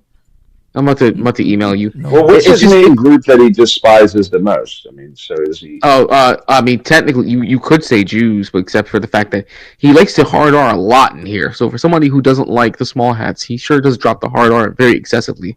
In fact, So he, it's does he like the dislike number the one hard word. R's? Dislikes the hard R's? Well, I mean, bro, it's weird, man. I don't know. I feel like this kid had a serious mental breakdown, or that he was tripping on that shit, and it ate away his brain. Maybe he's It like doesn't Clayton seem- Bigsby. Is he like Clayton Bigsby, where maybe he's blind? No, dude. Remember that from David Chappelle? Let's see. Remember Dave Chappelle? It was the blind black guy at the Klan rally. Remember? There you go. It's your email, by the way, Did that not Fez. work? When I click on it, it keeps on directing me to a StreamYard link. What? Yeah, actually, Yeah, I'm going to that's be it. smart because Hefez didn't go to prison because of the stream in England. I forgot. No, how can that take you to a StreamYard link? So when I click on it, I'm telling you the dead ass truth. Oh no, I can no, don't share my screen. don't click on it. Just Yeah. just cut and paste it into Just your copy it? into Okay. your Yeah, I got you. into your I got you. email. Well, I figured it would be one of those things where I can click on it and then and it you'll will pop open up up the. your thing. the, Yeah, I've never actually done window, it for StreamYard. Yeah. Well, I wanted to ask real quick, and that's why I came up. So, outside, like me and Jay here get caught in these. Right now, we're in the H-1B. Like we're dealing with the Americans, and they're almost. I mean, you got like the Trump. Some people think Trump is Jesus, like he's the savior of the world. Yeah. And then you got the liberal radical left. I'm kind of a moderate, so I'm pro-Trump, but I don't see him as a savior. He's just playing the game. And but I am conservative, right? So I like some of the stuff he's supposed to be doing, even though I don't know what'll get done from a legal standpoint. Not much. Some he's doing some things now, but I don't know what all he's going to get done. So I guess overseas, what do you all see? You're outside of the bubble of the U.S. Is there some hope? Are we happy Trump won? If you're a conservative, I mean, what's the zeitgeist in Um, England? do you want to go first? Do you want to? Oh, okay. I mean, certainly there's not the same kind of like vehement like anti-Trump sentiment like we had in 2016. But at the same time, like Europe, especially feels like they're in like a really rock and hard place because you know America basically spends everything in terms of like protection and military, and Trump is like very seems to be very prepared to like sweep that away from Europe and let it, live on its own like devices. And that's why I think why Trump seems so confident in saying that he's going to annex Greenland, and he also wants to supposedly take the Panama Canal and Canada, because he does want the American empire to continue. He knows it's in Yes. decline, and so to make an empire look like it's not in decline is to literally expand. So, and he's not annexing these countries just for the sake of it, because all these countries. I mean, he's not going to annex Canada because No. but Greenland is the same principle because they're all located in this new Northwest Passage that's becoming more accessible because of the melting of the ice, and therefore it's going to be a very lucrative trade route to get from one part of the Pacific to the Atlantic and vice versa. Russia and China, they've been developing their own Northeast Passage, so there's definitely a bit of an arms race to make sure who has the lucrative trade routes, and America really wants to control both the Arctic Passage and the Panama Canal so that they can impose tariffs onto BRICS, because BRICS does seem to really show to be a possible game changer if the American dollar can't export its debt to the rest of the world, then they're in real trouble. yeah. Well, I don't. I mean, I think So is conservative England happy Trump won? I mean, do they feel like they can get a guy in there that's not like the weak fucking people? I mean, like they have a lot of weakness there, right? And I'm talking, they just don't have. I mean, the world seems to be moving to strongmen, right? Like you got Xi, Putin. I mean, South America, Maduro. You got the world's going to strongmen. England doesn't have any of those, from what I can tell. They have all just. I mean, Starmer's pathetic. And Yeah, Tommy Robinson's the only one with balls, I can tell, but he's in jail. and So- and Farage, he's starting to really temper his language and almost become exactly like a typical conservative. Yeah, and I mean, I think like the ADF's almost winning in Germany, right? They had to bring multiple parties to prevent that. Italy's got what's her name, right? Le Pen is in France. Italy's got the a pretty hard right situation going. So it seems like everybody's going to strong men or women, and England doesn't seem to be putting anybody up, from what I can tell. So, Yeah, well, and I don't think. I mean, I don't think. I think the issue is to have a strong man in England, you have to have someone that's both gets massive support from both the working class and the middle and upper classes, and we got too much of that divide. Like if we had a blend of Nigel Farage and Tommy Robinson, we would definitely have a strong man here. But unfortunately, we're kind of stuck in this position. I mean, I just figured with Trump winning, it would give some hope to the Europeans that, hey, we can do something about immigration. Now, I think Trump's full of shit mostly, but I like the fact that he's going to deal with their immigration problem. And all this bullshit with Panama Canal, Canada, Greenland, it's all, he comes in Trump's philosophy is you come out swinging as hard as you can and put them on their heels and then negotiate. Like that's what he does. I think it's kind of stupid most of the time, but he's just trying to put, you know, he wants uh he's going to want some military base access to Greenland probably. Canada's not going to be a state because there's too many liberals up there. It's the Democrats would win all the elections after that. That would be terrible for the GOP. That's true. No. But They if Canada fuck it. is There's only all a bunch one of state, liberals. though, if Canada is only one state, they're only going to get a certain amount of electoral votes. No. I'm not. I know the odds of Canada joining America is almost slim to none. But Yeah, it's not. but Greenland and Panama are certainly in the cards. I mean, I don't think we're not going to. It's No, Greenland. I Canada's don't not think gonna join. Greenlander. Yeah, and they don't. Some Canadians want to join because there's more people in California than are in Canada, by the way. So it wouldn't be crazy. I think for their sake they should want to join, but Hey, look, we in I don't Britain want want to them. join, but they're not going to let us. Well, no. That's the problem. Like Canada's part of the Commonwealth, so that's the issue. Yeah, Oh, that's true. Yeah. there's a lot of lefties up there. I mean, it's just like California, which is on fire. Like they're so liberal. It's and and I'm not against. I mean, I'm not like a hard right guy, right? They're so liberal, they're crazy, right? Like California, they're because of the environment, they don't want to cut back underbrush. They're trying not to build anything like a reservoir for water, and then the whole fucking place burns to the ground, and 15 years of carbon emissions gets burned up in 2 months.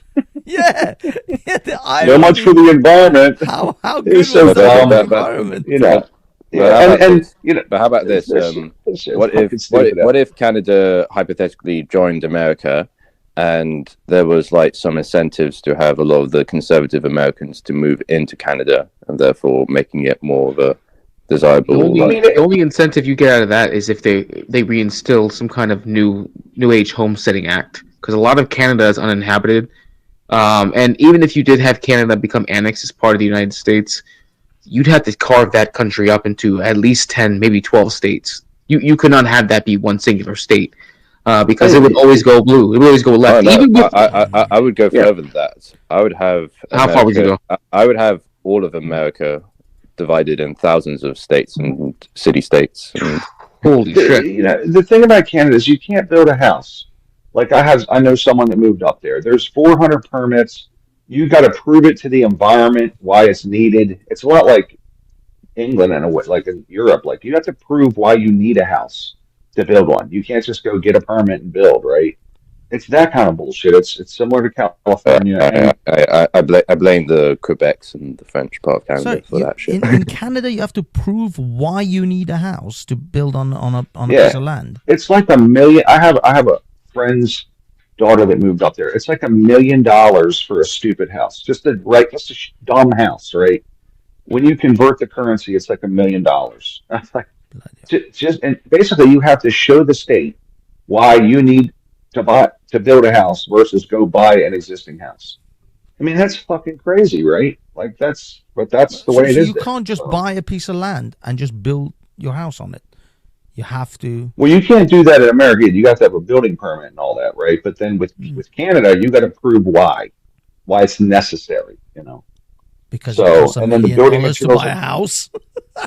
It's ridiculous. Yeah, it's ridiculous. I mean, It's there's no way ridiculous, it would but- cost $1 million to build like a 2 or 3 bedroom house. Ooh, I think I can find a way how to get around that. It's not cheap.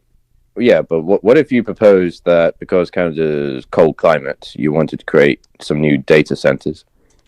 You could do that. Good, but if that was the case, why not do that in Greenland, where most of it's uninhabited? Yes. I mean, this Well, was yeah, actually... but Canada still has the. You can't in Greenland. You can't get materials, man. There's nothing natural there. Like these. That's a problem with a lot of the world. What do you mean? I go. Everything There's a ton of rare earth minerals that are there to be harvested. You'd have all that you need. You just got to You refine. need a limestone quarry. Not the easiest to extract. You need rebar. You need to build a concrete structure. You need a lot of shit that's not there. It's like when I was in Aruba, Right. they get hit by these storms. I kind of realized like you can't just go to Home Depot or the lumber yard and like in America and Right back. buy well everything you need's right there, right? Like these people want lumber, they got to go and order it, and then it comes in on a friggin' ship. You know, Yeah, yeah. You have to wait Greenland doesn't have months. anything. Ah, Uh, dude, it's I mean, imagine getting I an can't. Amazon Prime delivery over there. I don't think they have Uber. People don't realize that, Hafez. I was in Mexico this last June, and I'm gonna tell you, man, it's they have the shit like you get a plumbing part. Oh, we don't have it, right? Like a lot of these Western countries that are developed, they have everything at the store. You just go to the store. And a lot of these other countries, they don't. The shit's not. They don't have a factory. They don't have a plant.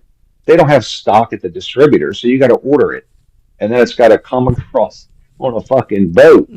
It's crazy. So This is I'm like, how do you get anything done? How do you get anything done in these shitty countries? this So was Community.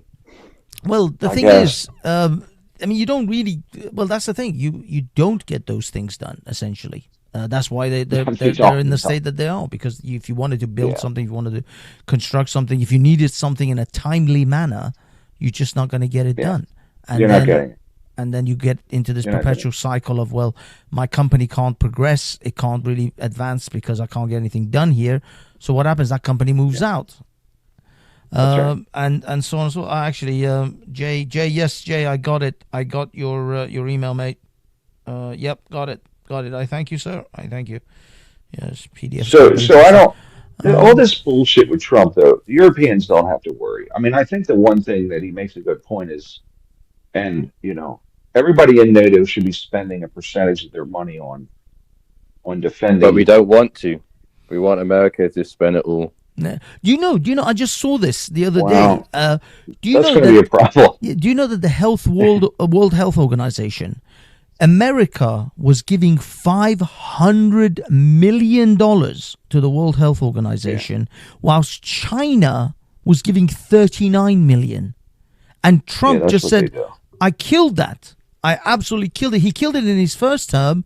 Then when Biden came into power, they came back again asking Biden for 500 million, even though they And he says, agreed. "Okay, The here you World go." Health, the World Health agreed with Trump to say, okay, you don't want to pay 500, fine, just give us 39, Yeah, same as China, Yeah. match China's bid.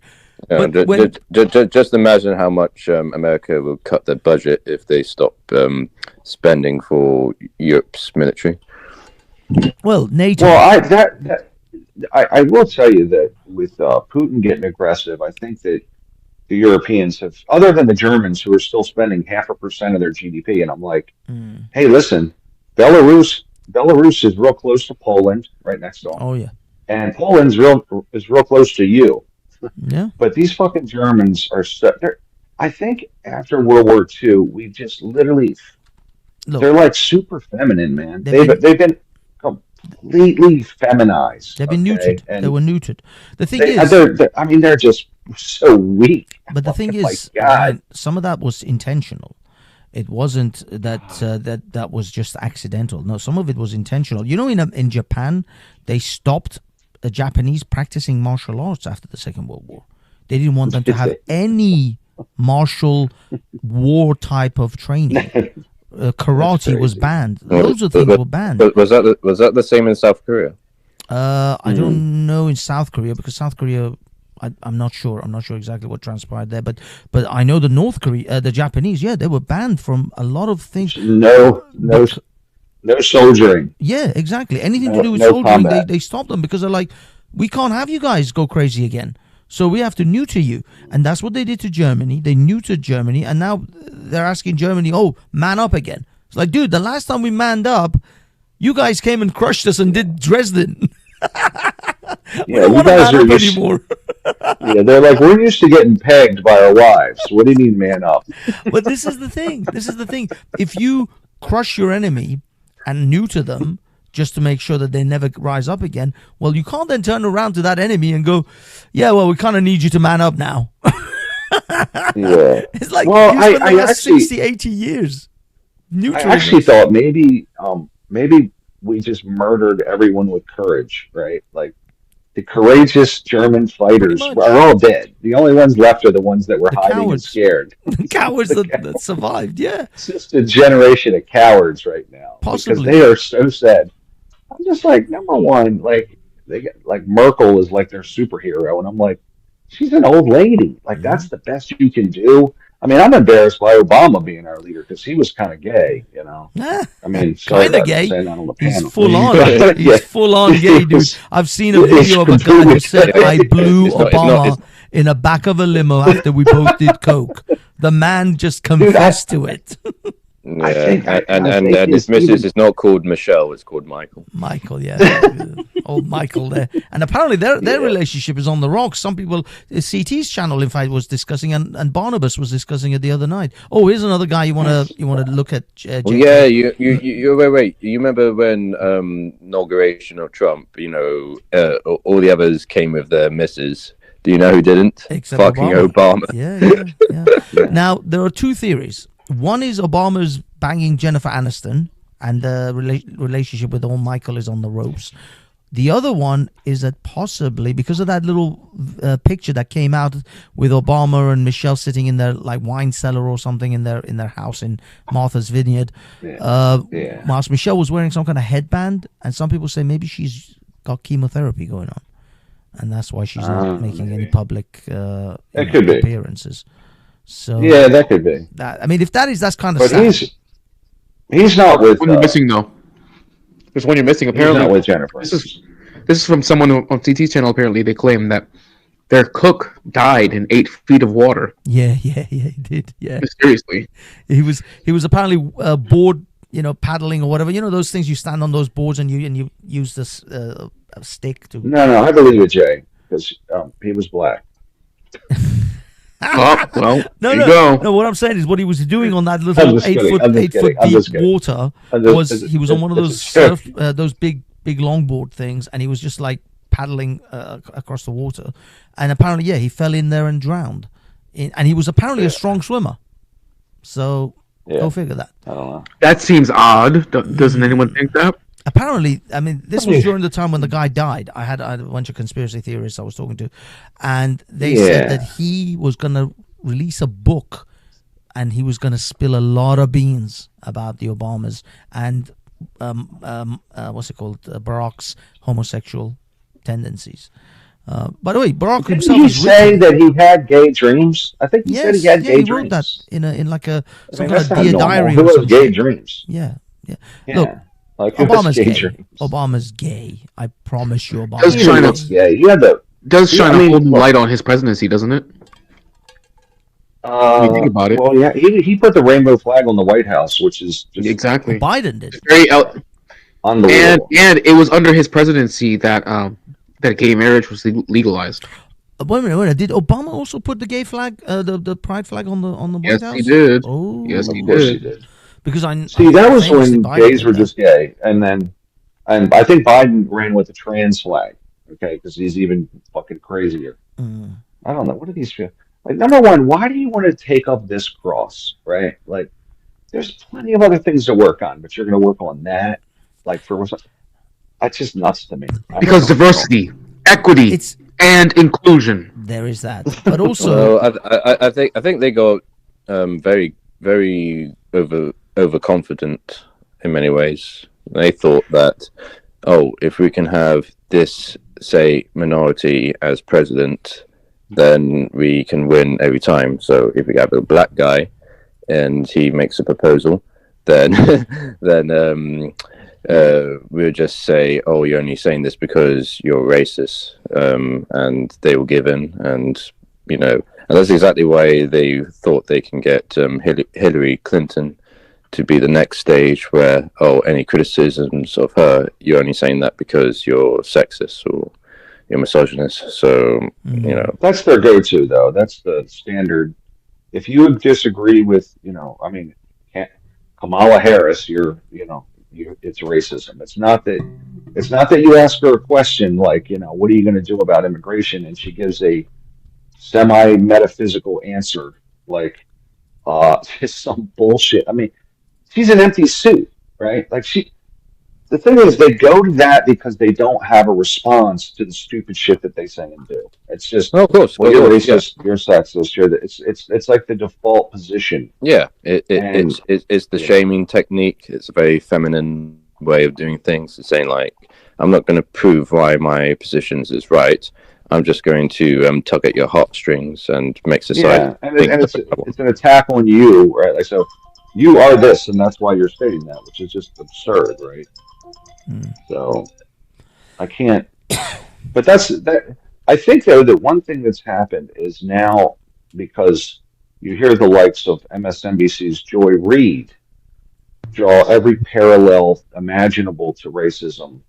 That when people talk about racism, I'm like, nah, they're probably not. Like it's bullshit because it's all they say. And when you hear it every day, eventually it doesn't have power anymore.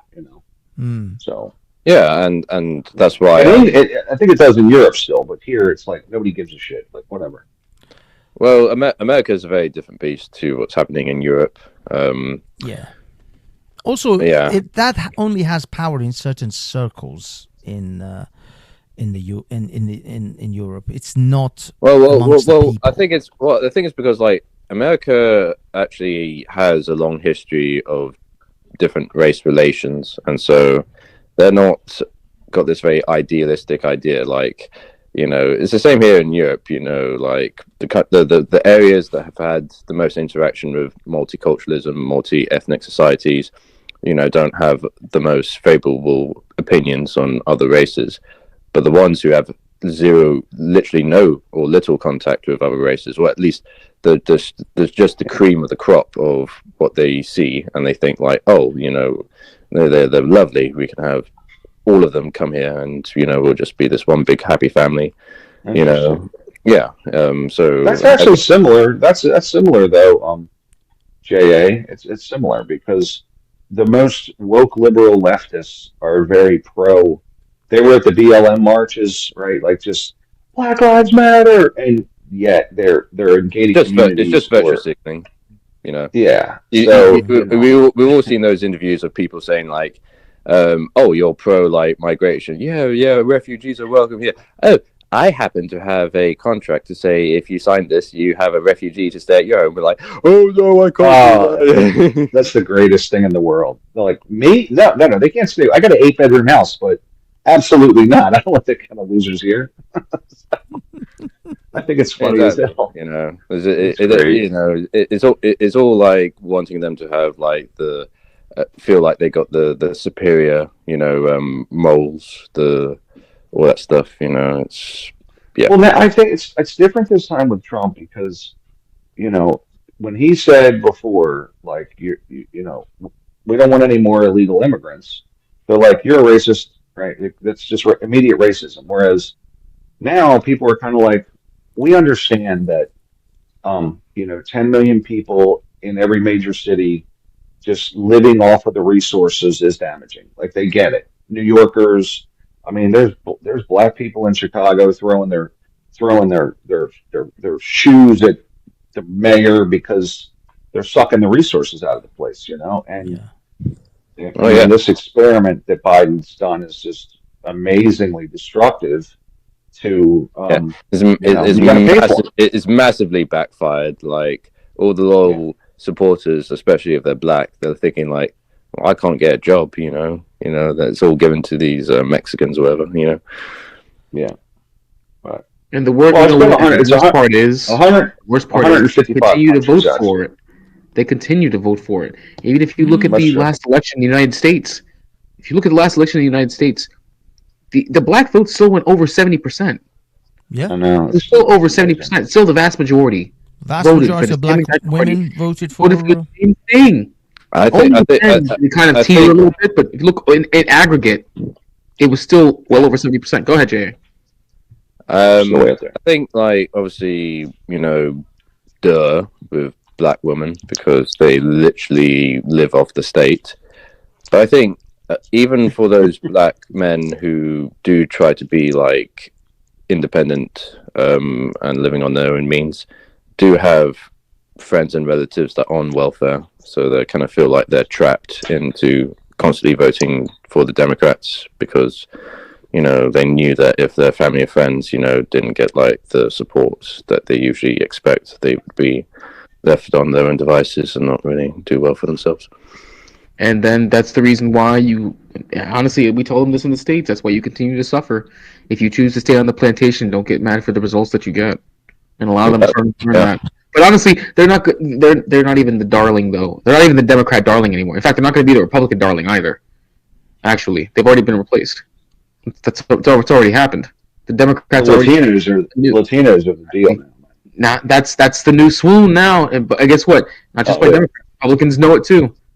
So if they don't get it, if they don't get it together on their own, those parties aren't going to help them. I could see, honestly, I wouldn't be surprised if you see the Hispanic caucus not only form Democrat in the Democrat Party. Well, the Democrat Party already has it. I wouldn't be surprised if you see it happen in the Republican Party as well. At this point, and the Hispanic, by nature, the Hispanics, generally speaking, are Catholic, and they're conservative already, right? They're pretty much anti-abortion. I know of no Hispanic that's pro-trans, right? Like, it's just not, you know what I mean? There's a lot of machismo in that culture, which is like, you know, I'll work harder than you. That kind of they want to be masculine. They don't, you know, they're not like embracing homosexuality and shit. So I think they just automatically default conservative. So the Democrats' real only strategy is the race card, right? That's what they have. You know, that's what they. Well, the Democrats' are trying to keep you down. The Democrat strategy is going to be to support illegal immigration and do anything they can to invite it in. But 55% of Latino men they voted Republican. They don't want that. I understand that. I agree with you. What I'm saying is that the Democrat strategy is to let them come in fresh off the boat, because the ones you're referring to are those who've lived in this country, are either natural born or naturalized. Yeah. You're right. You're the native born or naturalized. You're not talking about the ones coming fresh off the boat. No, because they're going to vote Democrat because they want to stay and they like free shit. Keep in mind, the ones who voted for Trump are the ones who already lived here and have lived here and pay taxes. Yeah, that's right. I think it's like one of those things where your average Mexican that moves to America is probably not waving the American flag. It's probably the Mexican flag. So for them to vote Republican, you have to like kind of persuade them that America is going to resemble more what they're more familiar with, rather than what America used to. You've never been to the United States at all, have you? So you're not really familiar with demographics, right? Oh no, I've been to America at least twice in my life, and which part? I've been to California and Florida. Okay, well, not explain it. I've only ever been to Florida, Los Angeles. Well, Los Angeles, San Diego, Vegas. You know, did a little tour. I've been to Vegas. Yeah. Did you do some gun tourism, Hafez? No, you know what? I got to do that. I got to get there. I told my brother. You should. I told my brother, dude, let's go. Fucking Europeans love this shit. Yeah, because we don't get to touch any of that crap over here. We're only within 1 million miles of a decent Desert Eagle. Yeah, that's how your monarchy stayed intact. Yeah, you know. Yeah, my boy was out there, and he's like, he went out there to shoot a 50 cal, right? Like, which you can't just shoot them, and you know that's. You can't buy them throughout the country. But in Vegas, they'll have all these specialty weapons you can get. And he's like, dude, it's all Brits. Yeah. It's all French, like the whole thing. And they literally just go to Vegas to shoot stuff. Yeah. Right? Shoot like 50 caliber machine guns and stuff. Gotta go, definitely. That's one trip. I gotta make one more Vegas trip. I gotta I told my brother, why don't we just hire a couple of Harleys and just go to the desert and just ride around. That would be shit. Yeah, because I ride motorbikes in Britain, so I'm okay with motorbikes, and my brother does as well. So I was like, dude, we could either hire a couple of Harleys, do a little mini tour of the desert and the surrounding areas of Vegas, or we could hire a Ferrari and just go crazy. But there you go. Yeah, there's so much. I remember going to Death Valley, and when you leave your car and you feel like the wind is like a hairdryer, like blowing at your whole It's body. hot. Oh, yeah. It's hot. It's a heat gun. Oh yeah.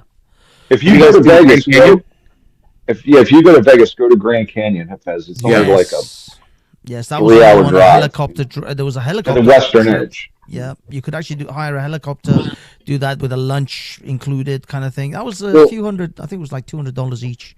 Oh yeah, no, I did. thought that was in Arizona. I did the helicopter experience on the Grand Canyon. Yeah. Well, the Grand Canyon's in like 3 states. Jay. Is it? So dude, it's like so. The western edge is I think it's called the western whatever, but that's where they have the skywalk. But you can get there from Vegas. From Vegas, you can see the Hoover Dam, and then see the western front. I don't know. It's got a name for it. You got the Western Horseshoe or whatever, and there's a glass skywalk you walk out on. So Nice. Well, Yeah, I gotta do another Vegas trip. I- pretty close. Are y'all sure about that? Are y'all sure about that? Because Which I one? mean, that's what I did it. The Grand Canyon. You okay, mean? all right. Oh no, there's Uh, definitely Grand that's- Canyon helicopter Grand trips from Canyon- Vegas. Definitely. No. I'm saying that it's Vegas is in Nevada, but the Grand Canyon's in Arizona. Mm-hmm. But While I you mean, drive with a yeah. car, yeah. you I mean, can they definitely access. advertised. I mean, we saw it. I guess it's I'm Arizona. sure you do, but there's no way you're doing it in Nevada because all of Grand Canyon is in Arizona. Listen, Hmm. I think it's called the Western Lip or some shit. Okay. If you type it in, from Vegas, I think it's about a 2 to 3 hour drive, if I remember. All right. So- I mean, we didn't. But it's look not at that- it for driving. We just looked at the helicopter. But no, there's 100%. We saw Mhm. that 100% helicopter trips to the Grand Canyon. I'll look it up. Okay. Yeah, I did it like 5 I years think ago. James said he just did it. At Kingston. Yeah. Yeah, no, you can Have definitely. you guys ever I think been? it's called. Have you ever been to New York? Since you've been No, stateside? no, I mean, you've been at least once. Really? No, I haven't been to New York yet. It's overrated. Yeah, is it? Outside. Bro, listen, let me tell you what. Last time I was in New York was 2021. I was in Queens. Okay, it's one of the boroughs. And I wondered to myself, and I was working a job at the time, and I wanted to go get some lunch, and the bodega that was run by the Koreans. By the way, Koreans make great cheesesteaks in New York. Nice. Surprisingly, Grand Canyon West, it's called. Grand Canyon West. Grand Canyon West. So it's like another part of It's it. got this. Yeah, it's got the skywalk, and there's helicopter trips. If you type in Grand Canyon West, you'll see the skywalk, which is like a glass thing I walked on. No. Okay, That is Okay. weird. So but if you ever it makes go, you feel uncomfortable. and this plot I'm telling you about is on Rockaway Boulevard, which is like well renowned because rappers have come from that particular part of Queens. And I'm telling you right now, Hafez, it smelled like shit. Not like manure, because if you're by a field, manure is very Yeah, different yeah, and has a purpose. No, this is It's like, super- how are you guys going out to eat lunch and it smells like shit? I'm like, I cannot eat lunch. Why does your city smell like shit? But this is New York. We're the capital of the world. Like, you're the capital of shit smell. I'll give you that one. Actually, it might be San Francisco now. Is it be honest. to do with the maybe the sewage system or is It is part of it is because of the Yeah, sewage system because you have to they're understand like an island, aren't they? They're kind of island. no only Long Island is the actual island part of New York, but I'm actually in the boroughs. If you're in the borough, that's actually part of mainland. When New I was York. looking at New York and like New York City and Queens and Bronx and all that, they are sort of intercross. There's like rivers and lakes, sort of going across through these sort of areas. So I suspected maybe it's because of the fact that the foundations are not strong enough to build deep sewage systems. Because in order to build like very deep sewage systems, you need to have very strong foundations, and maybe that's what it is. Because I'll tell you this: in London, there's an area called Greenwich. Greenwich Mean Time. That's where that comes from. And they have bad sewage, but they're very close. They're like right next to the River Thames. So I think their sewage system can't go deep enough in order to, because of the foundations and the river being so close, in order to. I mean, but it's built on it's actually built on bedrock, New York, and that's why they can have the buildings that tall. Mhm. So Yeah, I don't know why it's strong enough then. But Yeah. because it must be something else. Yeah, because Greenwich has the same issue. Greenwich in the summertime stinks of sewage, and their sewage system isn't as good as the rest of London. And because London, the sewage system in London was built by a guy called Brunel, and it is unbelievably robust. And for the time it was built, it's incredible how great it is. But not all parts of London are connected or can have the same level of infrastructure as the main part, because the reason the British Parliament commissioned Burnell to build this sewage system was because everybody was dumping their shit into the Thames, and the Houses of Commons is right next to the Thames, and it just stunk of shit. So the politicians, in order to save themselves from having to smell the shit, commissioned this guy. It's like Jakarta. Yeah, to build like a mega sewage system. And the sewage system was like, I forgot, I don't know, James, maybe you know when it was. It's like 18 something or other that was built. We're talking hundreds of years ago this was built. And it was one of the first ones. I think it was like one of the first water management. Yeah. England was the first to really figure out power and shit. It was very sophisticated. It used all these hydraulic pumps to push the sewage uphill and put it in a separate area. But the thing is, this was built at a time when London was a fraction of the numbers of people that they have. We have some people estimate like 12 million people live in. The official number is 8, but they suspect with illegals and undocumented people, it's about 12. And it still manages. This sewage system has no problem managing this number of people. And that is robust. Yes. That is, and it was built. It's the original sewer system. Yes, the original sewer system. That's what I'm saying. For the time, the foresight was unbelievable. Look, when Britain built good shit, they built great shit. But they just stopped. They haven't built anything decent in decades. I think the problem is like we're often the first, and therefore we're ultimately going to be the worst. It's like the same thing with like Heathrow Airport. You know, we have 2 or 4 lanes. You know, for the plane. Everyone just improves upon the design. You know.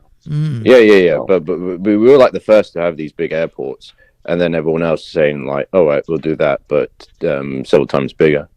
But in this position, we can't. You guys invented the Industrial Revolution. I know. The London sewage system was people in America think it was here. It was England. Yeah. England was the first industrialized. London sewage system was built in 1882. Damn. Yeah, it's crazy. And it's still robust as hell even to this day. It still doesn't overflow or any of that shit that you get everywhere else. But we're still gonna get the every now and then Indian who just dumps in the street because that's all he's ever known, you know. Well, no, we still get people who shit in the streets too, because unfortunately they came from a place where they shit in the street. You know, there are signs now around London telling people, please don't shit in the streets. We don't shit in the streets here. Is it Pakistanis who are doing it?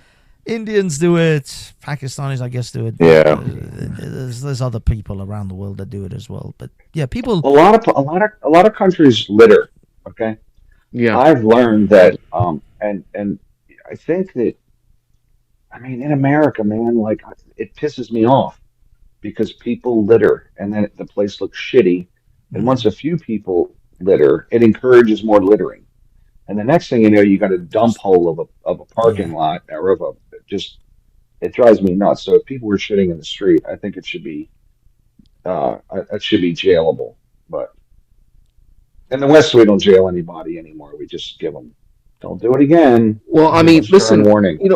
I find it interesting. We're over here, at least for the United States, and I've had to deal with people who argue a lot with me about this. Is we're worried about importing a bunch of H-1B visas, and most of them do tend to be Indian, and they'll say, well, we don't want a bunch of street shitters over here. But if I go out west to San Francisco, there's literally Americans who are a bunch of street shitters, and they have to create apps to avoid the shit. So make it make sense. This is what happened exactly, and I don't know if you guys have those versions of these. These people, honestly, they have subhuman mindsets. Honestly, they call other people subhumans, but they're like the dregs of society. They hate everybody who's like. Most of them are white nationalists, if I'm being honest. It's their position in spaces. They have these kind of mindsets, and honestly, they hold society back because they basically attribute anybody of a group that they're not familiar with their worst possible stereotype, and they attribute that to everybody. And Yes. yet you see here, and yet if we look in America, I mean, Jay, you have the I same have to people doing the same push exact back. shit. Go ahead. The black nationalists do it too. No. I'm saying Yeah. what I've dealt with. Anybody that's- I'm not disagreeing with you. I'm not disagreeing. I'm not disagreeing with you There's whatsoever. just- But I don't come across enough of those outside of like the spaces that you and I will watch for entertainment for that to be an yeah, issue. I'm with you. Well, you know, like I'm talking about the pro blackity black. Yeah, but You know, honestly, no that one takes them all seriously. those idiots. No one takes them seriously. Yeah. They're funny to laugh at. I would take a white nationalist more seriously because usually they're better armed. That's why. Yeah. And they'll actually do that shit. You know, mostly the worst a black nationalist or Hebrew Israelite will do is yell at you in the street corner. You know, honestly. I mean, they might. Go ahead. Well, I'm just saying, like, when it comes to Indians, you know, the more desirable Indian immigrants you would generally want would be like the higher caste Indians, you know. Brahmins.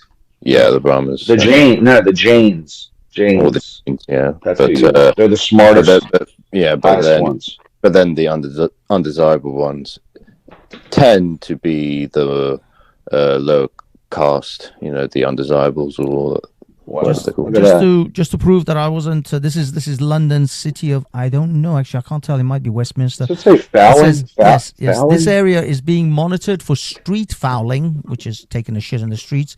Anyone, urinating or defecating may be subject to arrest. Yes. These are the signs. City of Westminster. May and not will. Well, yeah, may may be subject to arrest though. That implies that there's a chance you won't get arrested. Yeah, they're very polite over there. Okay, they're very polite. It could be will, and they call it fouling. Yes, they don't even say taking a shit. They say fouling. It's just shitting in the street. But people are shitting in the streets. Well, crazy. if you have a dog, if you have a dog, you know, and it shits and you don't pick it up, then you could be liable for a fine. Yeah. I mean, dogs. That's been expected. This is for human beings. This is the human being sign.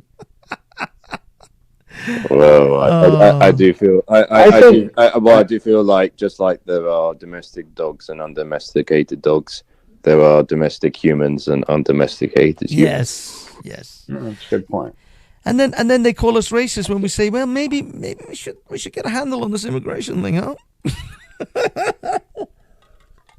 Maybe I don't want someone to take a shit in my front door. Oh yeah. Can you blame them? Like just skipping over shit. This awful Southport incident. It could be like the equivalent in many ways of introducing a wild African dog to a dog shelter full of domesticated poodles and Labradors, and you know, oh, are we really surprised of the outcome? You know. The amazing thing is this is how stupid the West is, right? The West had an opportunity with allowing immigration, right, to call the top 5% of every country in the world, right? Like the top 5% of Africans, the top 5% of South Americans, the top 5% of Southeast Asians. I mean, like you could just pick the smartest people, and you're gaming the system at that point, right? We're taking the best and brightest, right? They have an opportunity to do that. Instead, they're like, nah, give us the brokest, weakest people you have. And it's just so dumb that we've chosen to do this the way we're doing it, based on an asylum thing because it's cheap. Because it's cheap, you know. These corporations, these corporations, you know, don't want to pay the American wage. You know, if they can get away with it, they would pay it much less. And I mean, why are they doing it in Europe? Europe's still the same dumb shit. Like, oh, well, you need an asylum. Come on in.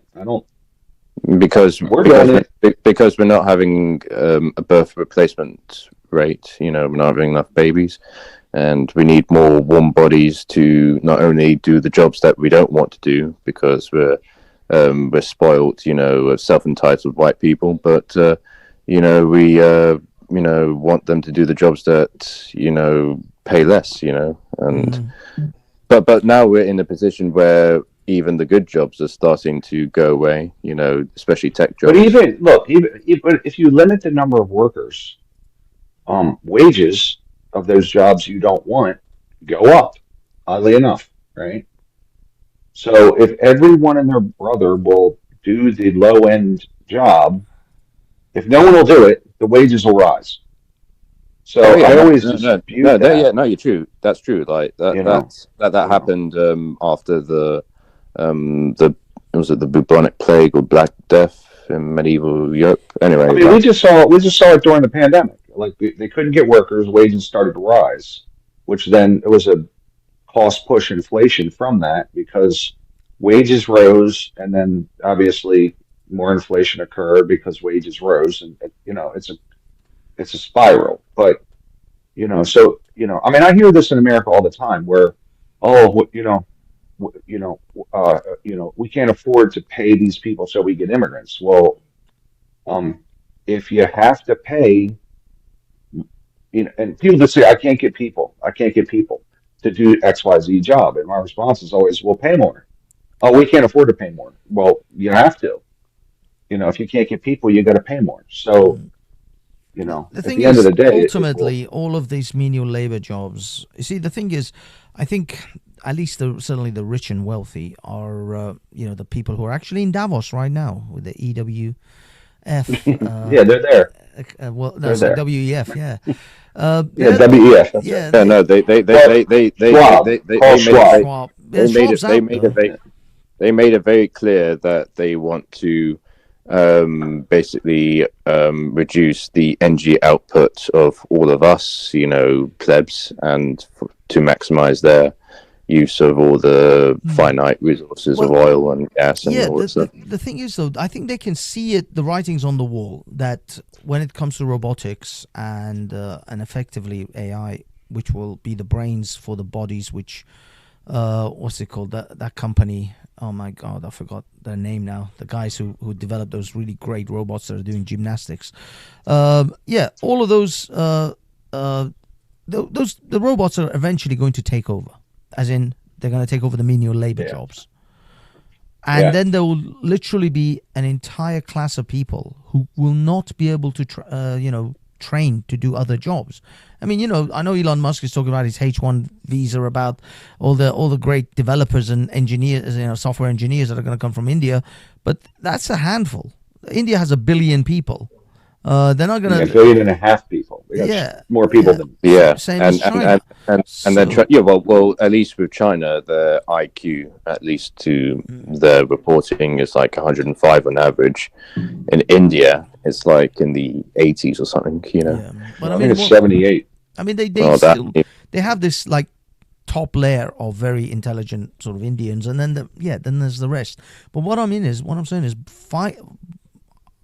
in the long run, the menial labor job market is going to almost disappear because the AIs are going to do that. Robotics. To be honest with you, the software engineering side is going to also disappear. A lot of what they call white collar work. You think AI can't be your lawyer? You think AI can't be your doctor? Yeah.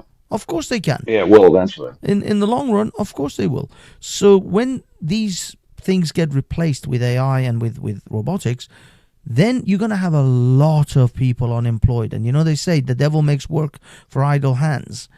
And so you're going to have criminality through the roof. You're going to have all sorts of other I would agree with that. That's going to be crazy. So these guys, they may be importing all of these third world people from these third world nations to fill in supposed manual labor jobs, but ultimately this is a strategy for disaster, because once the robots take over, or once the robots start doing these jobs, those same third world people who you brought in to do these supposed menial labor jobs for you are now going to be idle in your country.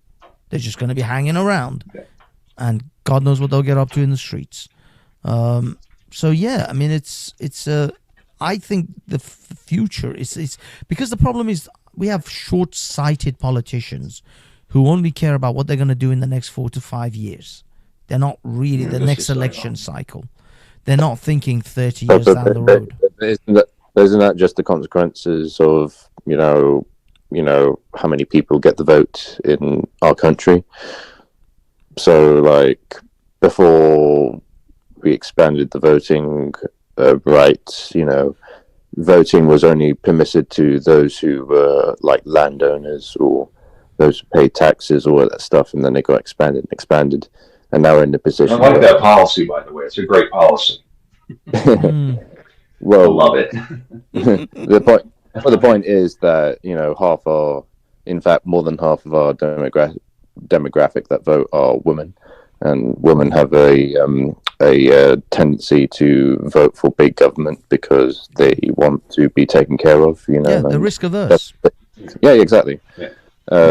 And as long as we have that system, we're only going to incentivize politicians to think in these very short-term, very selfish terms, and kind of stuffed in that way. Yeah, they are. They're just Kind of amazing. It's amazing that you say that, because I've literally been saying that the downfall of the Western world is white females. Well, let's be more forgiving. White, unmarried, single, white middle class. Listen, man, you can't.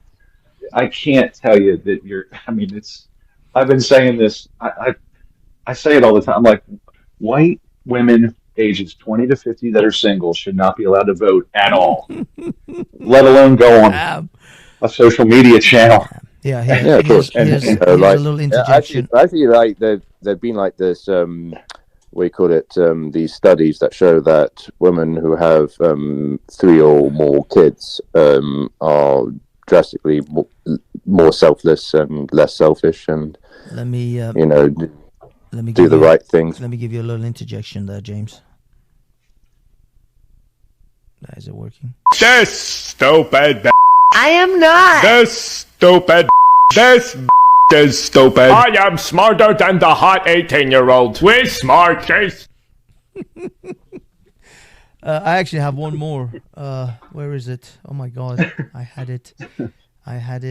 Oh, this is the one. That was Andrew Wilson, I guess. No. That's actually It's meant. Well, it's not Andrew Wilson, but it's Atlas of whatever, and this guy's called Freedom Tunes. They did this little clip, but this is the one. This is. Yeah, 27. Time to sell. 30, 50% off. Over 35 on clearance. 40, outlet. 50, Goodwill Salvation Army. R.I.P. R.I.P. The legend. It's funny. The legend. That's right.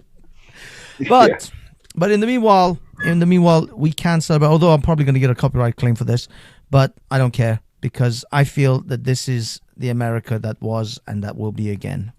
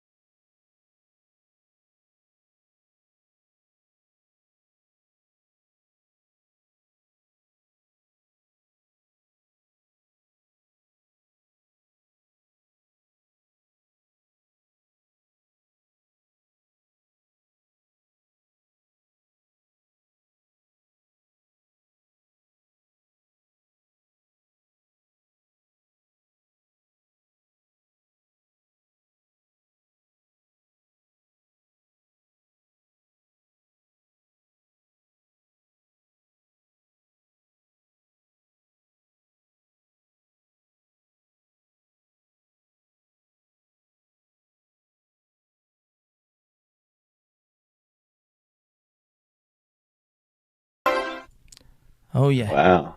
I kind of wondering. I kind of wonder would it be great if we had like Concorde back again?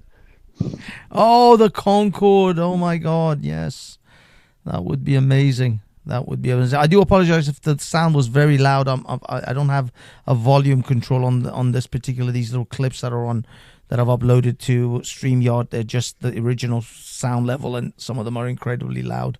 But I do have others, which I do play for certain audience members, like Simon. Simon, I hate it here. Simon, this is for you. Beta! Beta! Oh, Beta! Oh my God! Beta! Beta! Beta! Out of the way. Beta male! Beta! Beta!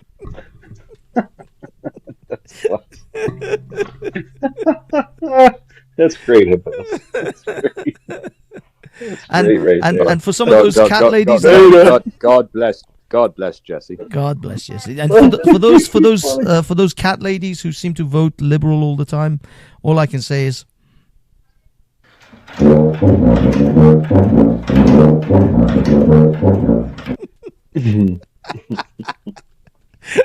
No, that's cold. That's bullshit. oh, Goddamn. whilst we're guys, remember to hit that like button as a little endorsement. Although we don't necessarily accept leftist endorsements, but for this one we make an exception. Hello, this is Kamala. I know I lost to that guy, but I still would love you to subscribe to the Banksy Style live channel. I am ready to get my case of baby oil and head down to my P. Diddy freak off. See you later, bitches. Shit, that's funny. How do you? That's so funny, man. That's AI. How do you do that? Is there an app for that or something? It's a site. It's called Parrot. Parrot.com, Parrot app. I will give you the link. I have to check that out. I will give you the Bro, link. just imagine what AI is going to look like in 10 years. Oh my God, it'll be indistinguishable from reality. You won't be able to tell the difference. Yeah. Yeah, absolutely. I mean, right now you can. You'll have to use software to figure out what's AI and what's not. That's for sure. Yeah, probably there'll be some sort of, because I said You'll need AI. Oh, sorry. Hello guys, this is the real Elon. I want you guys to subscribe to the Banksy Style live channel right now. I love this guy so much I want to take him to Mars with me. Remember, I am the Dark Mega, I just can't stop winning. Also go to Hafez Reflects and sub to him there. Just like that. Sorry. You're going to need AI in order to detect other AI. That's what's going to end up happening. We're going to have a world that's integrated with AI. Yeah, I mean, like the fact checkers or the community notes that you get on Twitter and stuff now, they'll have to be just things like that to be able to tell you that this is not real, it's AI. But yeah, at the moment it's working because most people can see it. It's obvious. But yeah, I'd say 6 years, you won't be able to tell the difference. I don't even. You normally would say like 10 years or something. No, I don't think so. I think it's 5 years. 5-6 years, probably before the end of Trump's term. You wouldn't be able to tell the difference. Oh, I do have one more. Hello, guys. This is the Donald. Yes, I am your 47th president. I just can't stop winning, and here is another one of Hafez. I want you guys to subscribe to this brilliant guy's channel right now.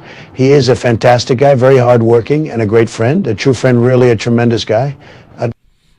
The thing is, I did have to write this in that manner in order to match Trump's mannerism. I could have wrote it very robotically and it would have been very different. But if you see the way he repeats the words and the I had to write that in.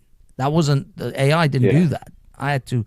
That's the other avenue of actual growth in IT is now AI prompting, to be able to prompt AI to get you the thing you need to, you want it out of it. Because I wrote multiple iterations of that. This wasn't like my first version. I didn't just nail it on the first take. I had to write quite a few different versions to get Trump's mannerism in it, the words, the way he would use the words, the way he repeats the words. So prompting AI is actually the next, I think, career path for IT people at the moment. But it's awesome. It's awesome. I got to give it to AI. I mean, some of my thumbnail work has become so much better just because I just type it in Grok. Just generate this image for me. Grok is the shit. Yeah. Grok is the shit, dude. Honestly, Grok is good. Grok's the best one. Mid-journey. No, not mean. The thing is, not necessarily that it's the best one. It's pretty good. Yeah. The thing is, others you have to pay for. You see, all of these different AI companies, image generators and stuff, because you can use ChatGPT, but it doesn't. You have to kind of go through another, because at least I don't know. Actually, I haven't been on ChatGPT for a while, but at the time when I was using it, it was just text based. You just type whatever you wanted, it would give you the message in text, but there was no image generators. There was other companies who used ChatGPT to do image generation, but you have to buy those. You have to pay for those guys. They give you like a few free ones, but generally you have to buy it. Grok, I pay Twitter because I use paid version of Twitter, so I get that in for free. So I can generate all day. Well, actually, up to 50 different images per hour. So once you do 50, you have to give it an hour break before you can do it again. That's to keep people from like overusing it, I guess. But Grok for images is brilliant. It's not great for videos though. Now there are video generators for AI, which are quite interesting. Although still in beta phases. But yeah, video is pretty good as well. This one that I found just generates voice and some videos for famous people, and you can actually train it yourself. Also, 11 Labs. Have you guys used 11 Labs? No, that's another text to voice. No, I haven't. Generator, amazing text to voice. I mean, super realistic, and just really well done. So yeah, that's another one that I occasionally dabble in. I got to do. You know what's wild? I'm sorry. I'm in a minute. I'm sorry to interrupt you. Go ahead. No, go. What I was going to say was, I just want you guys to think about this: how blessed it is that within our lifetime, we're going to be able to see that science fiction shit turn into science fact and science reality. Yeah, I do think that's pretty cool. cool. Man. Well, yeah, but I'm saying like we're going to be able to see it to like such an extent where it's like how we imagine it. The thing like is, we'll start seeing that capability. Yeah, I mean, like I literally saw an interview with Will Wheaton, I think it was the guy who played Wesley Crusher in the Next Generation series. I don't know if you guys watched Star Trek. He was saying that at the time, like in the 90s, when they were doing these Star Trek episodes, the Next Generation, they were using pieces of wooden block essentially. Now those things, those communicators and those computers that they had in their hand, pretending that they're real. They're real. They're like literally in their hands now. I remember watching video calling on in Aliens. You know, the second Alien, where the Beck or whatever the guy's name was calls Ripley, and she presses this thing on her bedside, and his image, his video comes up, and I was like, oh my god, that's amazing. Imagine if we could video call. That would be just fantastic, this and that. And, well, we have it now. We literally... This is the greatest time, I mean, for just the little stuff. Like I was telling somebody this. So, 100 years ago, the richest man in the world was John D. Rockefeller, right? If he wanted to get a message to someone in Australia, it took, he could use Telegram. It would basically take fucking weeks. You know what I mean? Oh yeah. And if he wanted to go to Australia from New York, it would take him a fucking month and a half. You know what I mean? Yeah. So you had no way to get there. You'd have to go around. Well, you could go through the Panama Canal by that point, but and he lost a son to polio, right? So this is 100 years ago, and this is the richest man on the planet. And if he was born poor today, he could do both of those things with ease, right? If he was born broke as shit in just some eastern city or London, wherever, I mean, he could travel and get to Australia far faster, and polio's gone. You know what I mean? So it's just an amazing time to be, even the poorest live far better than the richest 100 years ago. Oh my God, yeah, in first world nations for sure. In first world, I mean, but even if you compare some of the third world or second world sort of nations, they're still vastly better off than people 100 years ago. It's they don't get tuberculosis and shit. Exactly. I mean, and they have cell phones. People used to die left, right, and center.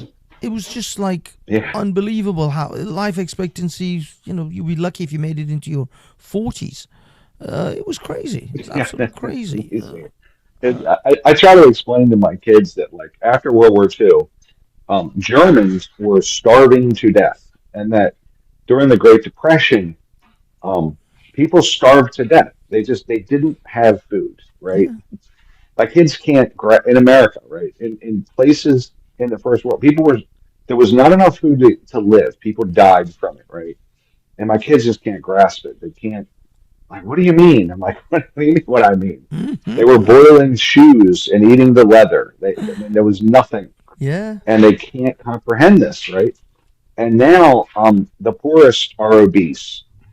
Yes. Yes. They're obese. They're fat. It's crazy. It's crazy as shit. There's actually a guy called, oh man, what was his name? he makes like rap type music. I forgot his name anyway. But there's a segment in it, and he says, you know the biggest problem we have. We're in the middle of an obesity epidemic, like it's polio. Like in a 60 years time, you'll be sitting with your grandchildren going, "Well, what's it like, Grandpa?" He goes, "Oh, it was terrible, Johnny. It was cheesecakes and hot dogs everywhere." That sounds like heaven.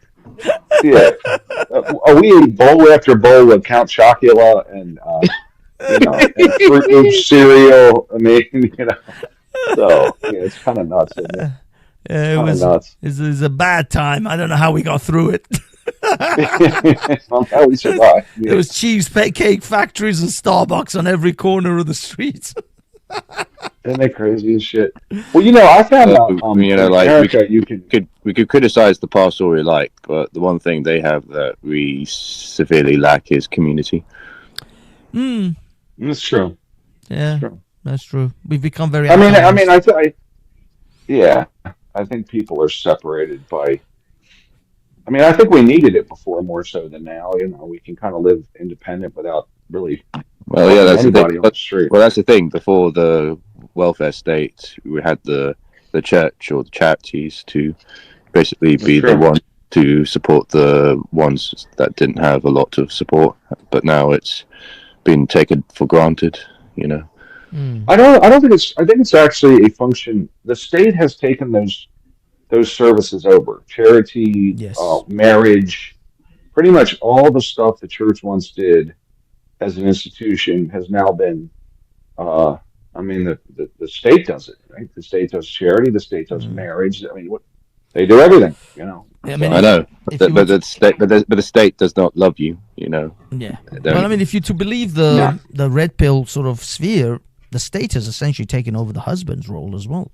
The husband has been reduced. That's because it has. Yeah. That's because it has. Yeah. And honestly, and guess what? I don't think the civil rights. And you know what? What was it? The civil rights, what LBJ signed into law, was proof of that.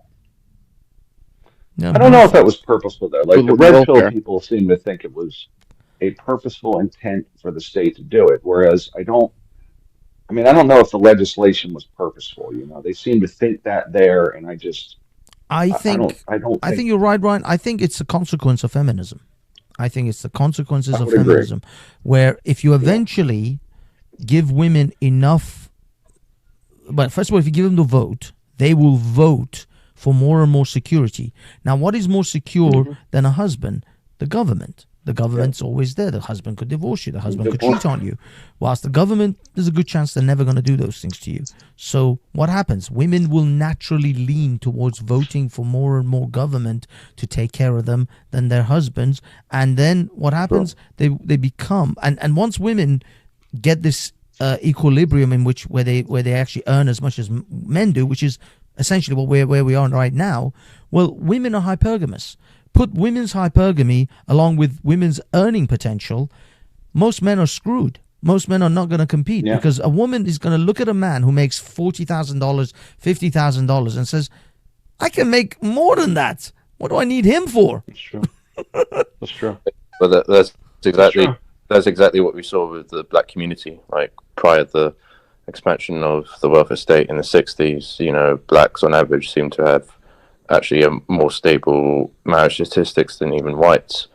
But then obviously after the 60s, it just went from like 80% of blacks being married couples, and now it's like the opposite, where 80% are like singles who live on one.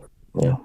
Guys, I don't know if you guys I was going to say, it's even had greater effects. Like you mentioned Dresden earlier, right? Women voting. Think about, could you have done Dresden in the modern day, right? Could you have done, and I'm not trying to say, yay, Dresden got the shit blown out of it. I'm not saying that. What I'm saying is, I don't even believe we can wage war like we could before. Which, when you wage war, the only way you win is you have to take away the ability for your enemies. They can't make munitions anymore. They can't supply themselves, right? Or they're going to continue to fight like we see in Russia. You can't disable their ability to make munitions, and that's the whole key to it. Dresden, that's what we did. We had to take away their ability to fight. Mm. You Guys, can't have a Dresden when women are voting because they're not going to vote for it if they see women and children dying. 100%. And unfortunately, that has to happen. I mean, sadly, right? I just wanted to throw in this conversation point. Sorry, James. Just give me 1 second, and then you can finish your thoughts on this subject. John F. Kennedy's murder, R.F. Kennedy, and the MLK files being declassified. If you guys fancy a thought on that, but James, finish your thought on this last thing we just talked. Well, the unfortunate thing about human nature is that we want to not be responsible. You know, if given the choice, you know, we're a lot more. We much more favor the person saying not to take responsibility than the one to take responsibility. So, yeah. Okay, so what do you guys think? Is Donald, has he already declassified them, or is he going to declassify these documents? I don't know what he signed it yesterday. He signed the executive order yesterday. Oh, he did? To declassify. You're talking about MLK, RFK, and JFK? Yes, all those files? That's right, yeah. Yeah, that was signed yesterday. He already signed the executive order. So apparently it's 45 days after like a 2-week period that the documents have a window to be released. So it might take a couple of months before we see anything. I see. Yeah. I see. Well, it takes that long to doctor all that shit up. Oh. Yeah. Yeah, that's true. Yeah, I suppose they're gonna have to start. It takes 45 days to really cover get that black marker, that black Sharpie all over the paper. They're just gonna give us. They're just gonna give us like mountains of just black documents, just black paper. That's what they did.